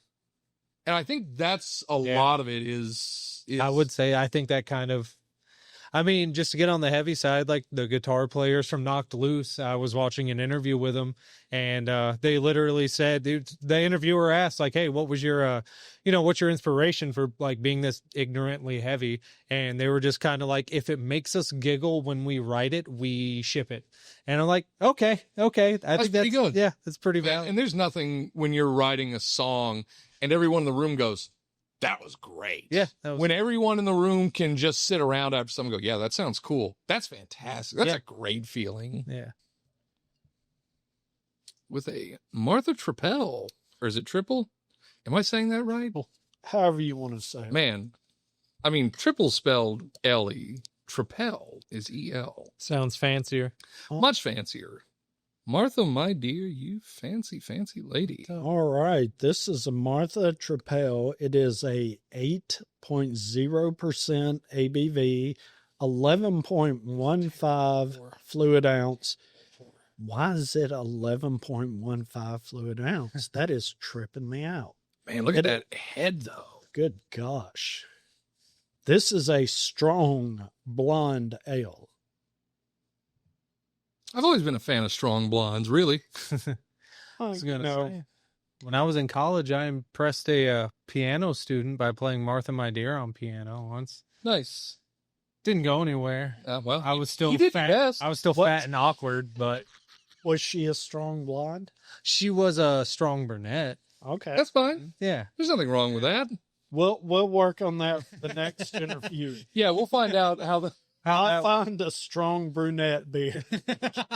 He can sip on one of those. Man, I gotta say, once beers get darker than a certain color, I'm like, this is too strong for me. The first legal beer I had was a left-handed stout nitro, and I was not a big beer guy. Oh, yeah. And I thought that was gonna be great. And I took a big swig. I went, I am going to throw up any minute now. This is awful. That was your first beer? That was my first legal beer. Oh. I think before that, being a teenager where you have somebody else, Bud Light, Natty Light. Oh, yeah, the base. You got to get the cheap garbage beer, right? Because all you have is a 20, and you have to find, your friend's older brother who's 21 when you're 70. Like, hey man, please, here's $20. Get me beer. And what that means is they're going to get you a cheap beer, pocket the change, right? Yeah, and here you go. And when you're an idiot 17-year-old, I assume this costs $20. I expected to pay a I'm not 21 tax anytime I bought it. Or they're going to get you cheap beer, and they're going to buy themselves good beer. Ooh,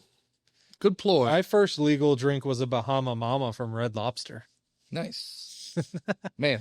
My mom and I went to Red Lobster on my 21st. Man, crazy they offered unlimited shrimp, and it tanked their... they lost money on that. I can't even tell you what my first legal beer was. I really have no idea. I don't know what my first legal beer was. I'm sure it probably was a trash beer. I mean, mine only makes that big of an impression because I was trying to be John Belushi in Animal House and pound that thing back. And my mouth, throat, and stomach all succinctly went, no, you're not. All right. What do you guys smell on this beer? What's the aroma you get?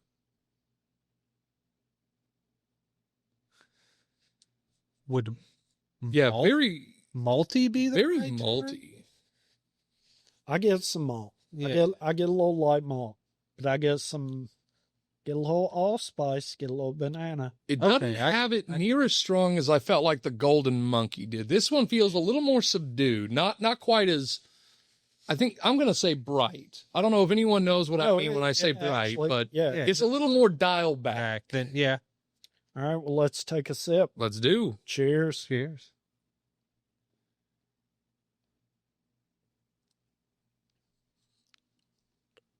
Oh, shit. That banana taste gets far more present when you taste it, but in a really good way. Yeah. I think that's pretty similar to the Golden Monkey. Yeah. I'm just going to say, for what it's worth, Cherry Martha's been my favorite. If I get a 4-pack of these, they're not going to last long, and I'm going to be stumbling around into the bedroom to go to bed that night. This is delightful. This is fantastic. Very, very impressed with Man, a lot of good beer choices on this. I have not been dissatisfied once. Mm-mm. Not to dog on the IPA drinkers, but if we had walked in and you had said, here's this IPA, I would have said, that's nice. And it would have sat there. There's good IPAs and there are bad IPAs. I've just never been an IPA guy. What do you like about this beer? When it comes to beer, I do like beers that are easy to drink, personally. I don't care for the heavier beers like the stouts. There's a time for stouts that I feel like I'm going to have some stouts. But overall, just drinking beer, I like something that's a little lighter, not too heavy, is nice and drinkable. That's what I like the most about this beer. Like, all of them have been very drinkable. But yeah, very smooth for all of them. Yeah. Man, this thing had a great head of foam when I poured it. I don't know. I don't really have a lot of deep notes other than, I like this beer. This is a good beer. Yeah, kind of. Well, there's going to be things you like about the beer. And that's kind of what the show's about, or what my questions are about. What do you like about the beer? It goes down so smooth. And especially we've been recording for how long, and this started cold. It's warmed up a little, but it's still good. I was about to say, once a beer, as I have said, once a beer hits approaching room temperature, that beer is done. I can't have any more. But this, it's not cold. It's not room temperature, but I'm going to pound through this whole thing without even thinking about it.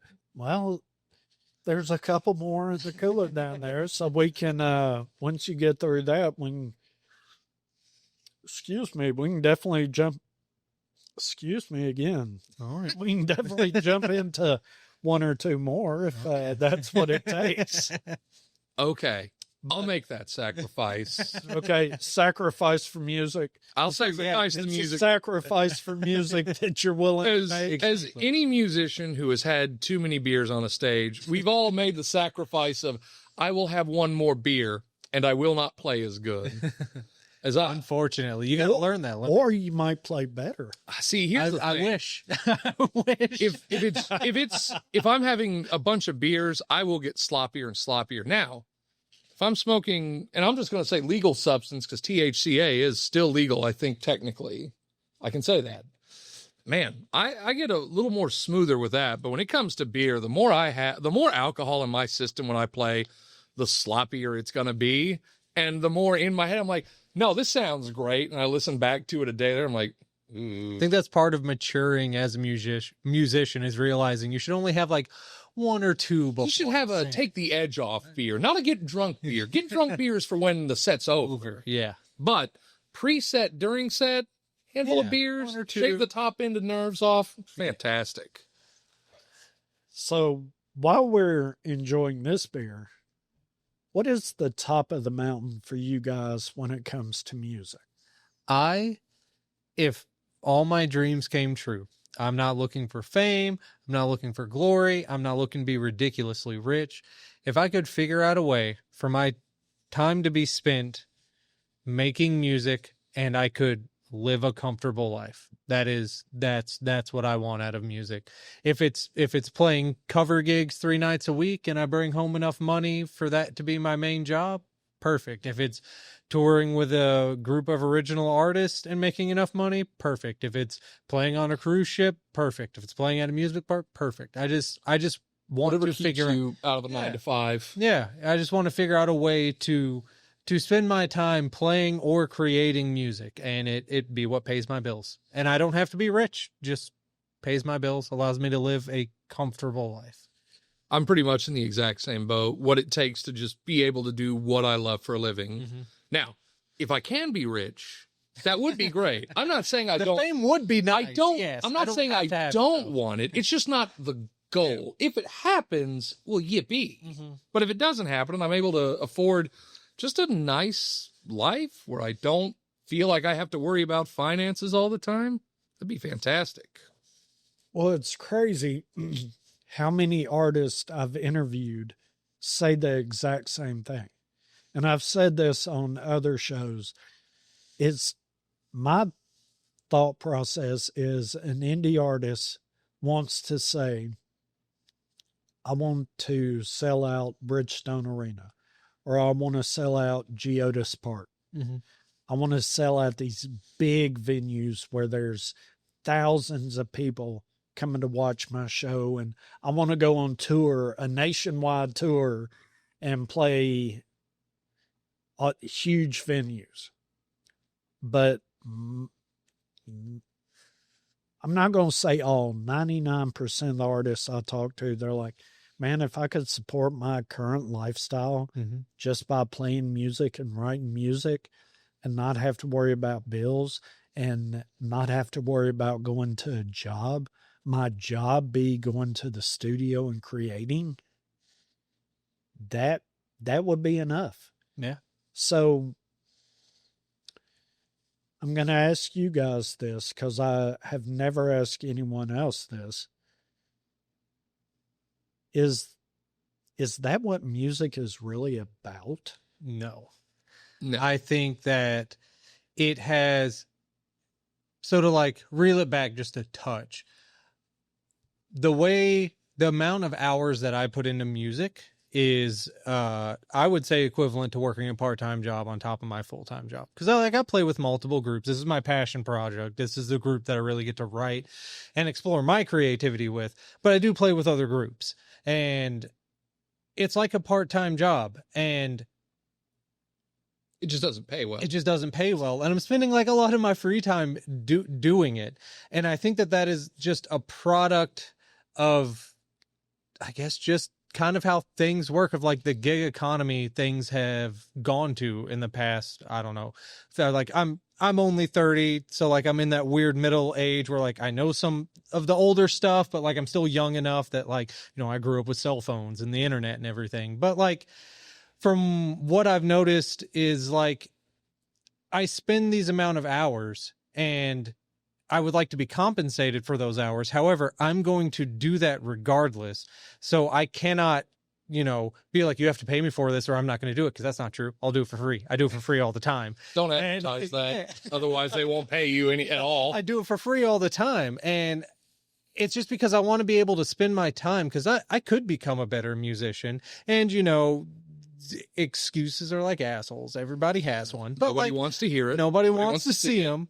But like, if I'm a mechanic. I work on cars all day, every day, 5 days a week. Like I work for a custom 4x4 shop. That's what I spend most of my week doing, because I have to pay my bills. Like I'm an artist, but I also like, have a house with a girl I plan on spending the rest of my life with. And we have to spend money to pay for the house and to fix the house. And we've got 4 cats and a dog, and that's money. And like, we like eating, and we like occasionally going and doing things. So like, I have to have this job to make sure that I can support like, a comfortable lifestyle for her. And she obviously works as well, but I think it's just, I do feel like that it is just without sounding silly about it, it's a result of capitalism. Like art has been monetized like everything else. So I think that like, regardless, I will be creating art, but like if I could get paid properly for it, that would be great. And especially if I could get paid enough for it to not have to do something else to supplement my income while I'm doing art, that would it's product of how everything works here, and for positives and negatives. I'll offer something of a rebuttal. It was the singer of the Flaming Lips who, in an interview, credited a lot of his ability to write lyrics from having just a menial job where he could show up, do something, and the whole day, the back of his mind was just focusing on lyrics to write and music to create. All that being said, please hire me so I can make music for a living full time. I don't want to go back to work tomorrow. Can you offer me health insurance, please? Well, how does your family influence music? Your music? They support me. They ask about it. I mean, I've never had any family come to any shows, but that's fine. They live like 3 hours away. Away. It's understandable. You guys want to drive 3 hours for my 30-minute set? But I will say, I don't think it's a negative thing, but I remember like in my mid-20s, because there for a long time I was just serving and bartending just to pay bills and trying to dump as much time as I can into it. And I remember having a conversation with my mom, and she was like, look, I know you love music. I know this is what you meant to do, and I know that you're good at it. But she was just kind of like, you've got to do something to pay bills. And I was like, I mean, you're right. And she's like, so you should like find an actual career path that's not just bartending and stuff, because I hated it. Like I was fine at it, but like we talked about a little earlier, I have a social battery, and it's hard to have a social battery when your job is being social. So like, put on the fake face, but then once I'm done with the ship, I'm just so drained. I don't want to talk to anybody. I don't want to do anything. She was like, you need to find a career path that makes sense so that you can still support yourself and have time and resources to pursue music in whatever capacity you want. And I mean, that is kind of what I've done. Yeah, I've had to sacrifice free time. Like there's the triangle, there's social life, sleep, and free time, and you pick 2 of them. You don't get all 3. So, I picked my 2 points on the triangle, and I mean, I'd say that's the most influence as an adult, my family's had on my music career. It's kind of like taking that in, and I pulled a little bit of time away from music to focus on doing something that could be more of a long-term career so I can support myself and do what I want to do still.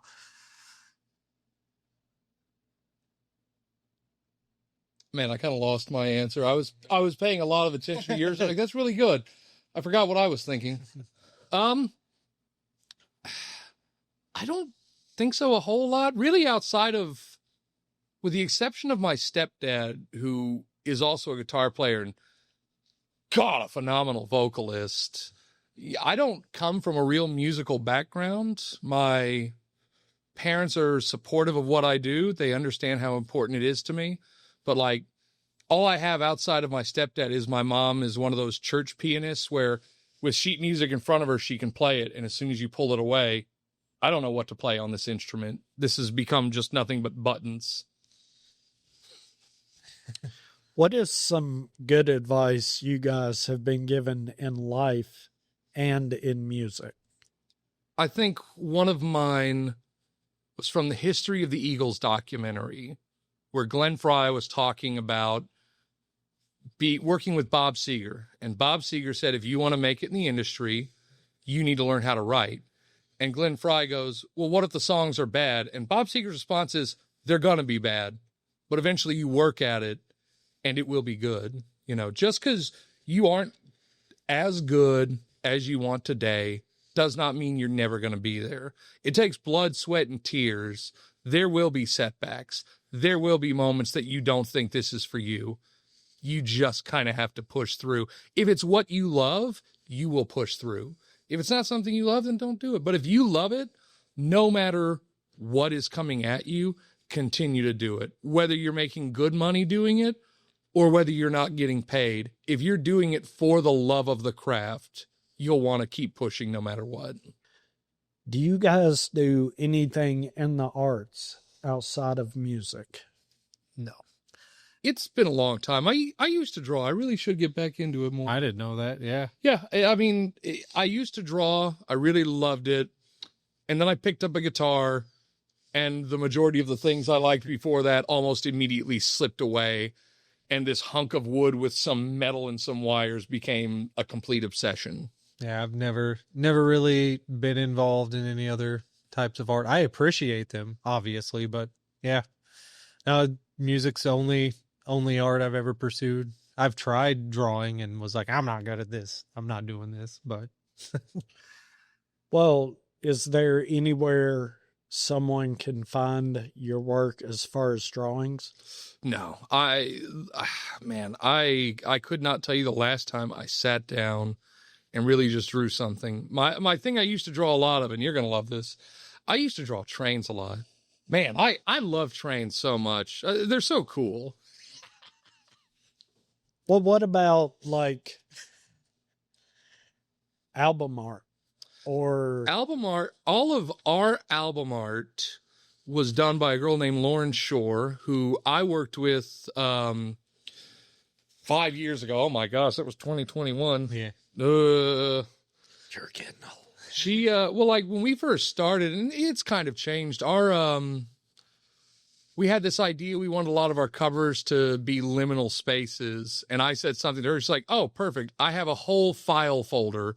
And I mean, it was 50 some odd photos that just had this vibe and this look to them. And every time we do a release, he's just going through and like, yeah, that looks pretty cool. I feel like this would really work for us. And that's how we've done all of it's been some photo she's taken that just looked interesting and we wanted to do it. Well, why couldn't you be the one that creates that art? Because it's been so long, I'm very out of practice and I don't know how to do photography. I understand that there are so many subtle nuances to taking a good photo. I simply don't know what those nuances are. Why couldn't you draw it instead of taking the photo? Far too out of practice. Although, man, I don't know. Maybe I mean, if start you want to doing throw that. around some stuff, I wouldn't mind. yeah, Man, maybe this is how we find out I'm doing the album artwork for our next release. go ahead. All right. It's not trash. Think of We'll how much use it, money but if we it, could save. yeah, but We if could save a lot of money. but if it's bad, we're going to pay someone else to do it. Just remember that. No. Ooh, don't let Drot the challenge. It's got to be good enough Exactly. to be. You guys Are you keep gonna talking. start I'm going to now? start right now. Don't worry. You guys keep going. Don't worry. I got this. Describe the perfect day. As a group? No, individually. Oh, individually? Tomorrow, you wake up. I drew this middle finger. It is aimed at Colin. Tomorrow, you wake up. What is the perfect day? For me, I would get up and I would not have to go to work in the morning. Honestly, I would get up. I'd make a decent breakfast, probably some pancakes and some bacon, have some coffee, and I would not be exhausted, and I'd have inspiration to go and do some writing and play some music, and then breaks in between that, play some video games with some friends, and then probably get back on writing and doing some music. Because I mean, that's what I find myself doing in a lot of free time I have is, I mean, I have a decent recording setup. I have a bass, I have a guitar. I can just sit and I can just mess around. Even if it's not, as an artist, I try to keep in mind, even if it's not anything I'll actually use for anything, just writing and just playing. And even if it's silly and stupid and sounds bad, and I know it sounds bad, if I enjoyed doing it, it was worth doing, even if I don't do anything with it. You could always do the Mac DeMarco thing where you've just recorded random things over the years and put out a 200 song album with like 90 hours of music. But yeah. And like learn how to, like, a big thing I've been doing recently, at least, is learning how to use all the functionalities of the recording software I use. Like trying to learn how to mix a little bit better to make stuff sound good. And I mean, that stuff just is a rabbit hole and takes you go and read through so much stuff. And it's like, oh no, but it's all differing opinion. Yeah. And if none of it's in stone, it's just like, hey, if you're looking for this sound, maybe this, or if you're looking for this, I'd change the way that you're running the main bus out to everything and running wet effects on it. It's like, okay, I guess I can try that. Yeah. It would honestly just be being creative and like, learning how to use the tools I have at my disposal better and being creative is honestly how I like spending a lot of my days when I actually have free time. No honey-do list or anything else. I'd like to say I'd like to sleep in, but that is simply impossible. I have a dog that if I'm not up by 8 a.m., he has decided I will be awake at 8 a.m. And typically that means I'm just going to get up. We're going to go for a nice walk. I'm going to come in. He's going to get his breakfasts. Man, I love a good English muffin on a day off, and I have a very nice vinyl setup in the sunroom of my apartment, and I will spend hours just laying there, listening to music, stretched out on a couch, while he sits on the ground next to me, and it is such a great time. And then at some point after listening to everyone else make music, I'll go, well, damn, I want to do that. And then I'll go sit in front of an amp that is far louder than it should be for several hours until I feel like usually it hits about 6 or 7 o'clock. I'm like, all right, the neighbors must have had enough by now, and make a nice little dinner, watch something with my roommate. We just finished going through all of King of the Hill. Now we're about to finish Adventure Time. Oh, nice. Gosh, I can't remember what we're doing next. We're watching something, but you know, just a nice mellow day where I don't have to get out and I can spend time with my dog and my friends. What do you guys see for your music in the future? I'm hoping to get a little more of a fan base. Agreed. Honestly, I'd like to get a little more of a fan base.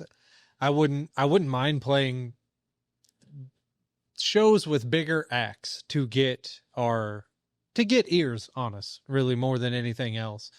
You know, I love playing local scene, but like, I also wouldn't be against playing with, you know, touring bands come in that are going to pull a crowd so we can represent ourselves in front of more people that, you know, haven't seen us a million times, get us in front of new ears. Cause I mean, there is a very good local scene in Nashville, obviously, but I mean, you end up seeing a lot of the same faces, which isn't a problem, but I would like more people to hear our music. And that seems to be the biggest struggle, is just figuring out how to have more people hear what we have to offer is difficult to traverse and figure out. Especially, you only have so much time in a year. And when you're people that work 40-hour-a-week jobs, if not even more, man, you kind of have a limit of gigs you're sort of mentally able to get 7 people to do. But yeah, I fully agree. Getting out there with some different bands. And like I said earlier, getting to get out on the road and travel and play in different places, you know, new state or new city, a new audience that just hasn't seen us, and being able to go, hey, we've never met. You've never heard what we've done. We have 30 minutes to an hour to convince you that you should enjoy this enough to listen to it again. And we hope you'll come back and see us if we get to come back again. And that's really so much of it, is just getting to play. I am so obsessive about getting to play out. It's just, my favorite part of music is just playing in front of people with other people. Well, you spoke of bigger acts, and growing your fan base. How do you plan on doing that? Ooh, that is $1 million question. An aggressive marketing campaign, baby. So something we have been talking about, especially because sometime this year we are planning on cutting another album. Like that's kind of why we're laying off on gigs this year, is because we want to spend time focusing on getting some stuff written, getting it recorded, and going out. So like a big way that we're planning on doing that is just getting as much B-roll of us in like studio as we can, so that, like we were talking about earlier, we have not been very good about promoting ourselves over social media. So a big idea that we've had is we get someone out there and we pay them their time to just record as much of us just recording this album as we can. So that way, when in the downtime where we don't have gigs to promote and we're waiting to get this album back, we can take some of this B-roll and maybe some of like more of the rough drafts of mixes we've got back, and we can create more social media engagement by, releasing 15, 30-minute seconds of our new stuff that's coming out. But instead of it just being audio, we also have like showing us like in the studio recording these parts, doing something that like, and set these things so that we have enough of this material to come out and keep us engaging through social media with what we have to offer, and be like, there's a new album coming out, not give away too much, but little lift up the skirt, show the ankle a little bit. Like, yeah. And that's something we've been talking about, trying to be better about, just to make sure that we do those things. And by doing that, hopefully whatever algorithm is running picks up on that, and we just get shown to more people, because we're kind of at the will of how Facebook and Instagram and TikTok all run their algorithms and what they show people. We're kind of at the mercy of that. So we have to figure out how to, unfortunately, play into that some, just so people hear us, so we can get more people listening to us. Like I said, yeah. And I think another part of it, locally, is playing with different groups, getting to play with different people, getting to meet other bands. And we had a show at the end last year with a band called Drug Dog, which is the other band in town that we know of that has a horn section. Yeah. And getting to have similar things like that, where it's like, oh, cool, if you're coming to this, you're going to see multiple bands with a horn section. Man, any Nashville bands with horns, hit us up. Let's play. Let's put something together.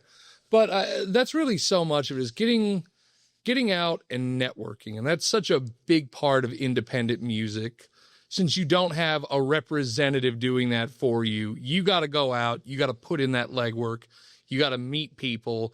Madden and I, we kind of backed off of it for a little bit, but we used to just go and see other band shows that we like. If there was someone we want to play with, well, let's go watch a couple shows, and then let's reach out like, hey, we really like your stuff. We think it'd be really cool if we could play together and book something. And if it works out, great. And if it doesn't work out, oh well, we'll try to book something with them later, or find someone else to play with. Yeah. So you spoke of someone filming you guys in the studio in between takes, this, that, and the other. Why don't you find someone that could film rehearsal and the entire rehearsal, maybe even from a couple of different angles, to show what really goes into creation? And we've kind of talked about that too. Maybe not recording it, but we've talked about like live streaming rehearsals and things like that to show what all goes in. Okay. That was completely all it was an idea. We haven't gone into logistics running any. That's one of those delightfully terrifying things. Wait a minute. Yeah. Who else is doing that? Nobody. Yeah. That's true. Yeah. So why don't you be the first one to do it? And you have got quite the band.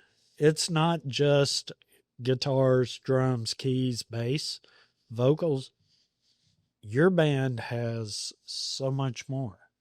So why not give the audience so much more? Yeah. Yeah. It's something we have to figure out. The biggest hurdle is we need a permanent space we can kind of set up. And like when we rehearse, we just end up renting rooms different spaces to set up and rehearse.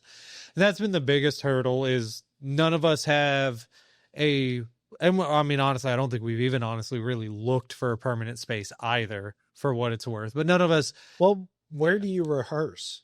We kind of go through a few different places. When we started, we went to Diamond Sound a lot.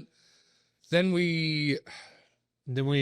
is Mikey's place called? Forget what Mike. There's a Sanctuary, but that's it's Sanctuary. That's where Mikey's place is. That's Mikey's, right? And then there was another place before. Both of these places are just people's houses that they've treated a room and set up like a nice PA in to like rent out like a basement or a bonus room for bands to rehearse and stuff. Being people that live in apartments, boy, it sure is hard to get a whole band in there. Why can't you record that? I mean, yeah. That's an excellent question. There are so many people around this country that dream about coming to Nashville and doing the thing. Yeah. Doing the Nashville thing, who see the glitz, the glamour, the YouTube videos of being in studio. They don't see what indie bands go through. They don't see what they're going to go through when they hit this town. Why don't you guys show them? Yeah, that's a great idea. That is a good idea. Chris, can you send us more ideas when we get done with this? That way we can help build our brand off of your back. Well, sure, why not? But that as long as you guys pay me in beer. Okay. As long as beer is the payment, that I can do. If you want money. Well, no, I'll tell you what, merch, you give me a t-shirt, give me some beer, and let me come to your shows free of charge. All right. I you know what? That's a good deal. I can live with that deal. Yeah. I'm on board. I'll work with you. That's a good deal. Would you make that deal? I'd make that deal. That's a great deal. Hell of a deal. Hell yeah. Let's shake on it. There it is. It's official. All right. What can fans expect from you guys in the future? New stuff, new music, tighter shows. One thing we've really worked on this last year to help give us a little more space on stages, our horns have an entirely wireless mic setup. And really what we need to do is get much more synchronized stage stuff. We need to be like Kiss, but we make good music. I mean, there should be. Wow. Number one Kiss hater in the world, baby. Wow. Number one Kiss hater. You and I and Corwin and I have some scripted stage stuff we usually do. So. I think that's a lot of it. And number one, man, big thing is put out more music this year. Yeah. Have more recordings. Probably another album this year. Getting more merch too. Yeah. Because we've done some little handful of shirts. We've done handful of runs on hats and beanies. Setbacks. But being able to have more merch, and I'll tell you, it'd be really great if we could get it where we could mail it and ship it out. Yeah. That would probably be fantastic. Set up some drop shipping on something. Yeah. Unfortunately, I just don't know how that works. And I've been far too lazy to research it because I know it literally could probably take a Google search to figure that one out. Yeah. I actually have some neighbors that could help you out with that. Okay. All right. Okay. Yeah. We just got to get designs figuring out what we're going with for. Do they take payment in beer and the merch that they themselves are making? Hey, thanks for the merch. Here's a t-shirt that you made to pay for these t-shirts you made. I know. You know what? Wing works something. I'm sure. I'm sure. I mean, who doesn't like beer? Communist. Communist. I don't know, man. I feel like I know some communists that enjoy beer. All right. What sort of legacy do you guys want to leave with your music? I have never thought about that before. I don't know if I could make, and this is very broad, if I could make literally any distinction in the massive guitar community, that would be good enough for me. Literally any sort of anything. Someone's like, that's the Colin thing, or Colin did that. That would be fantastic. That would be, but on a smaller level, like I said, I'd love to get paid for it, but the problem is I'm going to do it for free even if they don't pay me.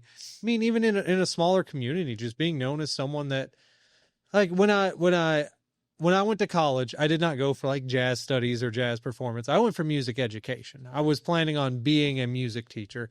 So I do figure at a certain point, I'm going to calm down some, be a little less ambitious, and I'm just going to end up, I think at some point, I don't see it out of the picture for me to have like a small music studio where I'm teaching music, like intermediate, like beginner to intermediate lessons for kids and get them into music. Honestly, as a whole, as music, I would like to have a legacy of someone that like gave back to the community by helping and teaching and showing people music and getting spark going in the arts in general.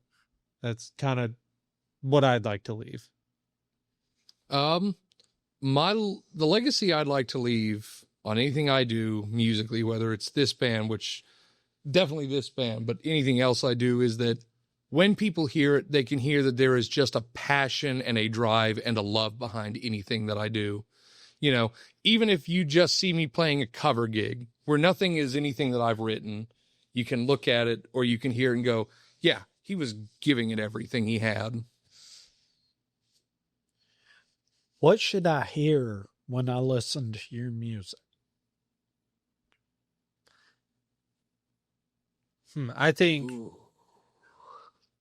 Ooh. This is definitely a question that should have been asked 3 years ago. I think a lot of what you're going to hear is a very tight drum and bass section. Ooh, I think that's a massive part of what you should hear. Because like, we haven't talked about him much, and he was supposed to come tonight, but didn't. Our bass player, Corwin, it might be the best musician in the band. 100%. For what it's worth.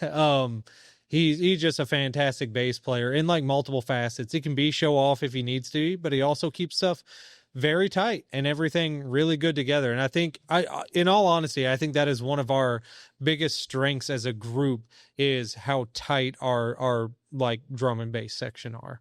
Like, take guitars and everything else out of it, they are just locked in and incredibly tight and together. I'll tell you, for me, and maybe this is because I'm a singer, good, catchy melodies where once you walk away, even if you don't remember the lyrics, you can go, where even if you don't know the words, you just remember how it sounds and it lives in the back of your head. What is the one thing you want your fans to know about you that they don't? Number one, and I feel like it's just a basic answer, God, we appreciate them. Yeah. Like, you know, if it weren't for the people that come to the shows, if it weren't for the people that listen to the music, this would still be fun. It just wouldn't be as fun as it is getting to share it with the people that have heard what we do and said, boy, I like this. I want to keep hearing this. Yeah.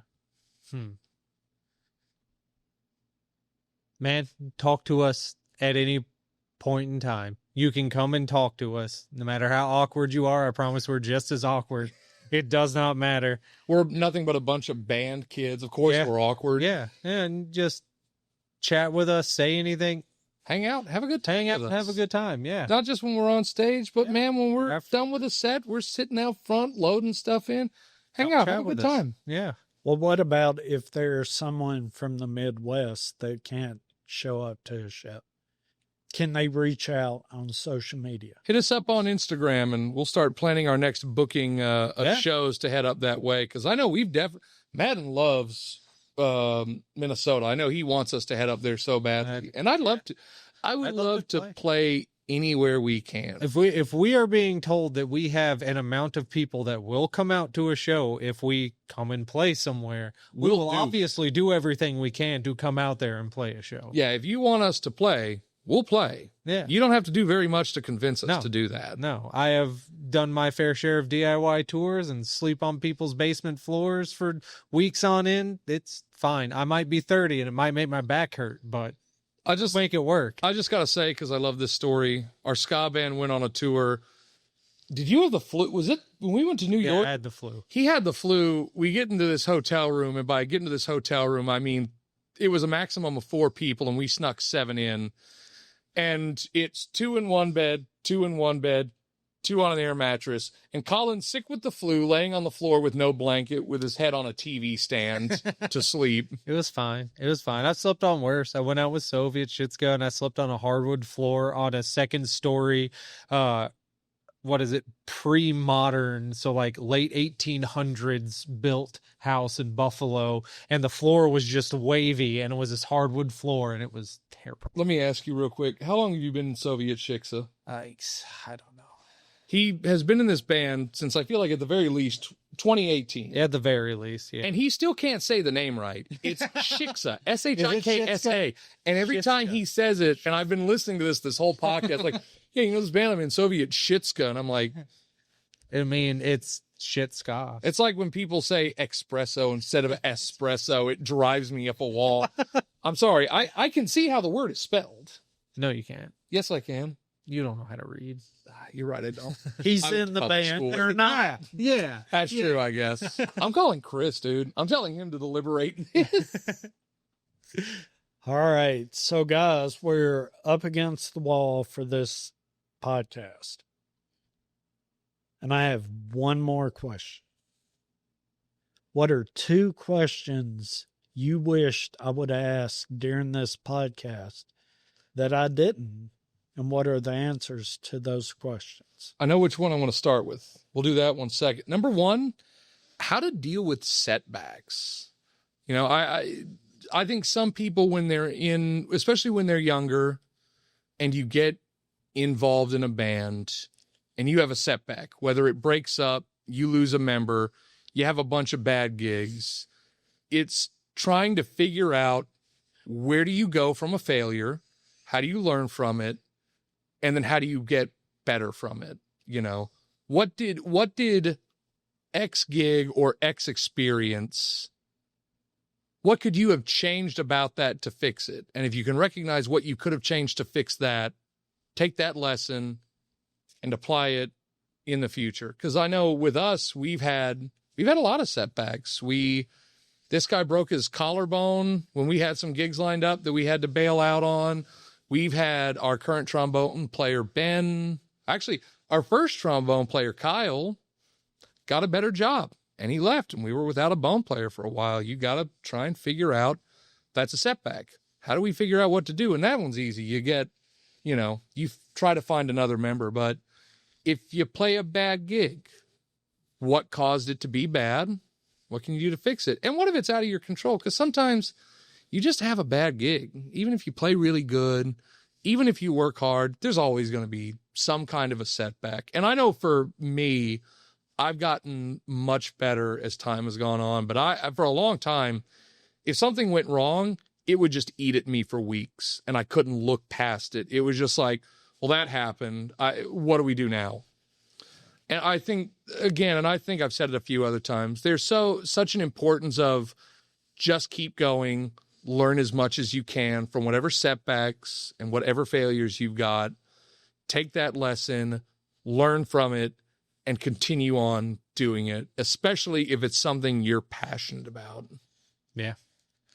I'd say there'd been, and even not as a group, personally, a setbacks. Like, I mean, in my whole experience, like as a musician, like I went to I went to college on saxophone is why I went to college. And like, I went there for 3 years for music education, and like coming to the realization that like, I don't think this is what I want to do. I still want to do something with music. And I mean, a bunch of other factors to it. Like that's like a big personal setback. And I mean, I'd be lying if I said I didn't like set down music altogether for a little bit after that happened, just trying to figure out what, like, you know, I just turned 18. I moved up to Nashville, and now I'm 20, and I moved back in with my parents because I was like, I don't know what I'm doing anymore.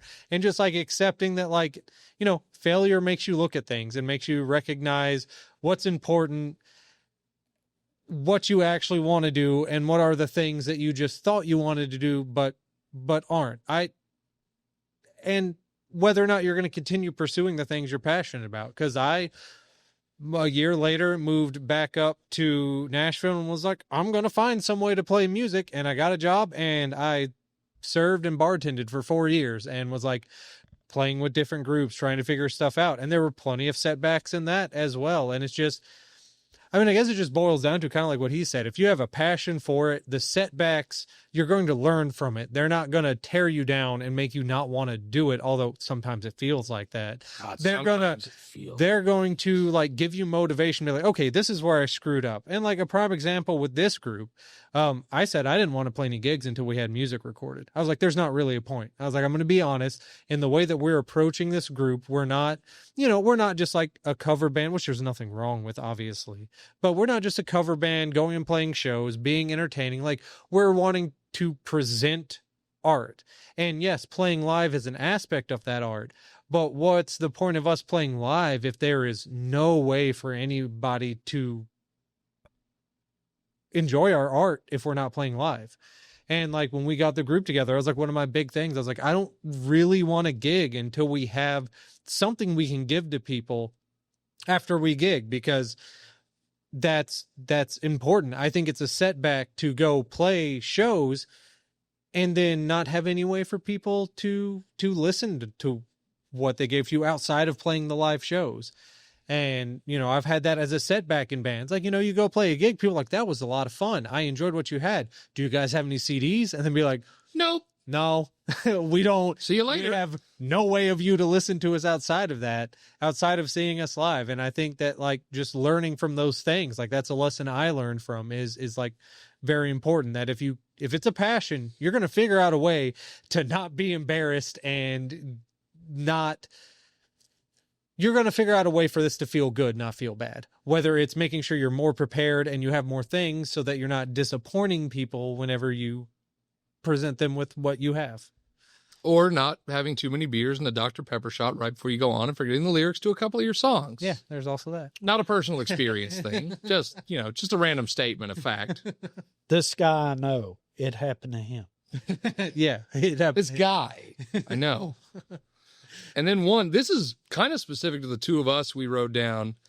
I am a traditional amp guy. I like big old tube Fender amps.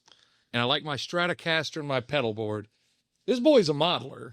So I have a computer that sits on the floor that emulates all the sounds of amps and everything. And that's something that, like, getting into the technical side of stuff, because kind of where we're going, because modeling is pretty recent. To be as good as it is now is within like the last 5 years. So you used to have the Line 6 pod. That was... I had that forever. Okay, at best. I do love traditional amps. Like, when we first started this group, I was running a Marshall half stack with like a $1,400 pedal board, with all the different pedals on it. And that's what I ran for like forever. Before the Marshall, it was a PV with like a $1,400 pedal board. And I swapped to Line 6's modeling. And it's mainly, I wrote this one down because it's more something, it's a personal thing, because I want to talk about how happy I am. Because now I lug around 2 guitar cases, because I have my Les Paul and I have a 7-string that we play on some songs, a pedal bag that has the whole modeling unit, and a speaker. That long. Yeah. All I carry in is a like 15-pound speaker, my 2 guitars, and like a 5-pound pedal. That's it. That's all I lug around now. And with pros and cons of it, I think that modeling is fantastic. It's cheaper. That the Helix only cost me like $1,000 as opposed to a $1,200 amp and $1,400 in pedals. And I can do anything I want with it. It emulates Fender amps. It emulates Marshall amps, Orange amps, whatever you want. They can emulate any pedal that you want it to emulate. And it's fantastic. And I run it through a 2,500 watt solid state PA speaker, and just slam it through that if we're not mic'd, or if we're not at like a real venue with a soundboard. If we're at a venue with a good sound system, I just run it straight into the board and let hopefully the competent sound guy mix my sound however he wants to make it sound as good as he wants. But I will say, as a con, it does not move air. He'll show up with his big old fancy pedal board and his big old fancy amps that he just got modified by some 80-year-old guy that... Actually, I'm pretty sure Kevin Shaw is not in his 80s. Kevin Shaw? Shaw Audio?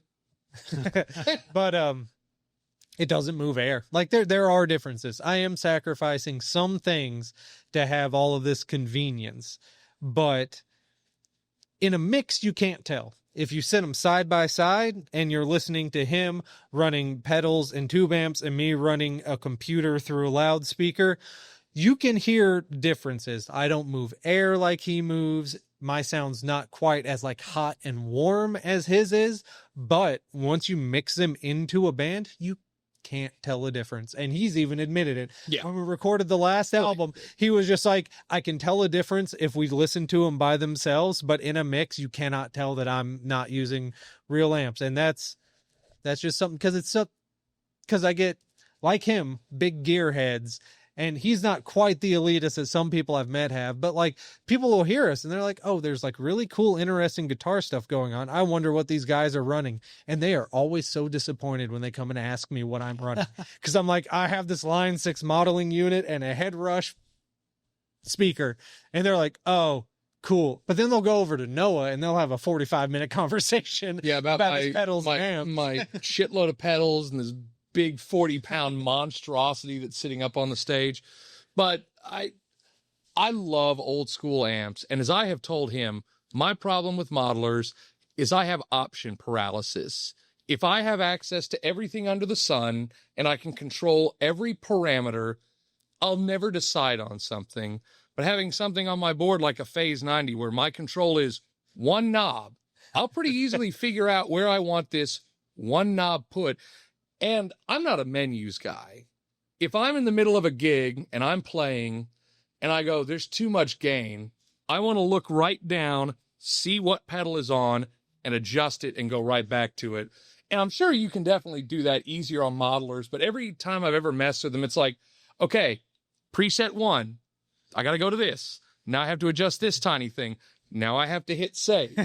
And at that point, it's just more than I mentally am able to do. So for what it's worth, I usually plug it into my computer and I can control all that on my computer with better user interface. Now, all of that being said, I am not an elitist.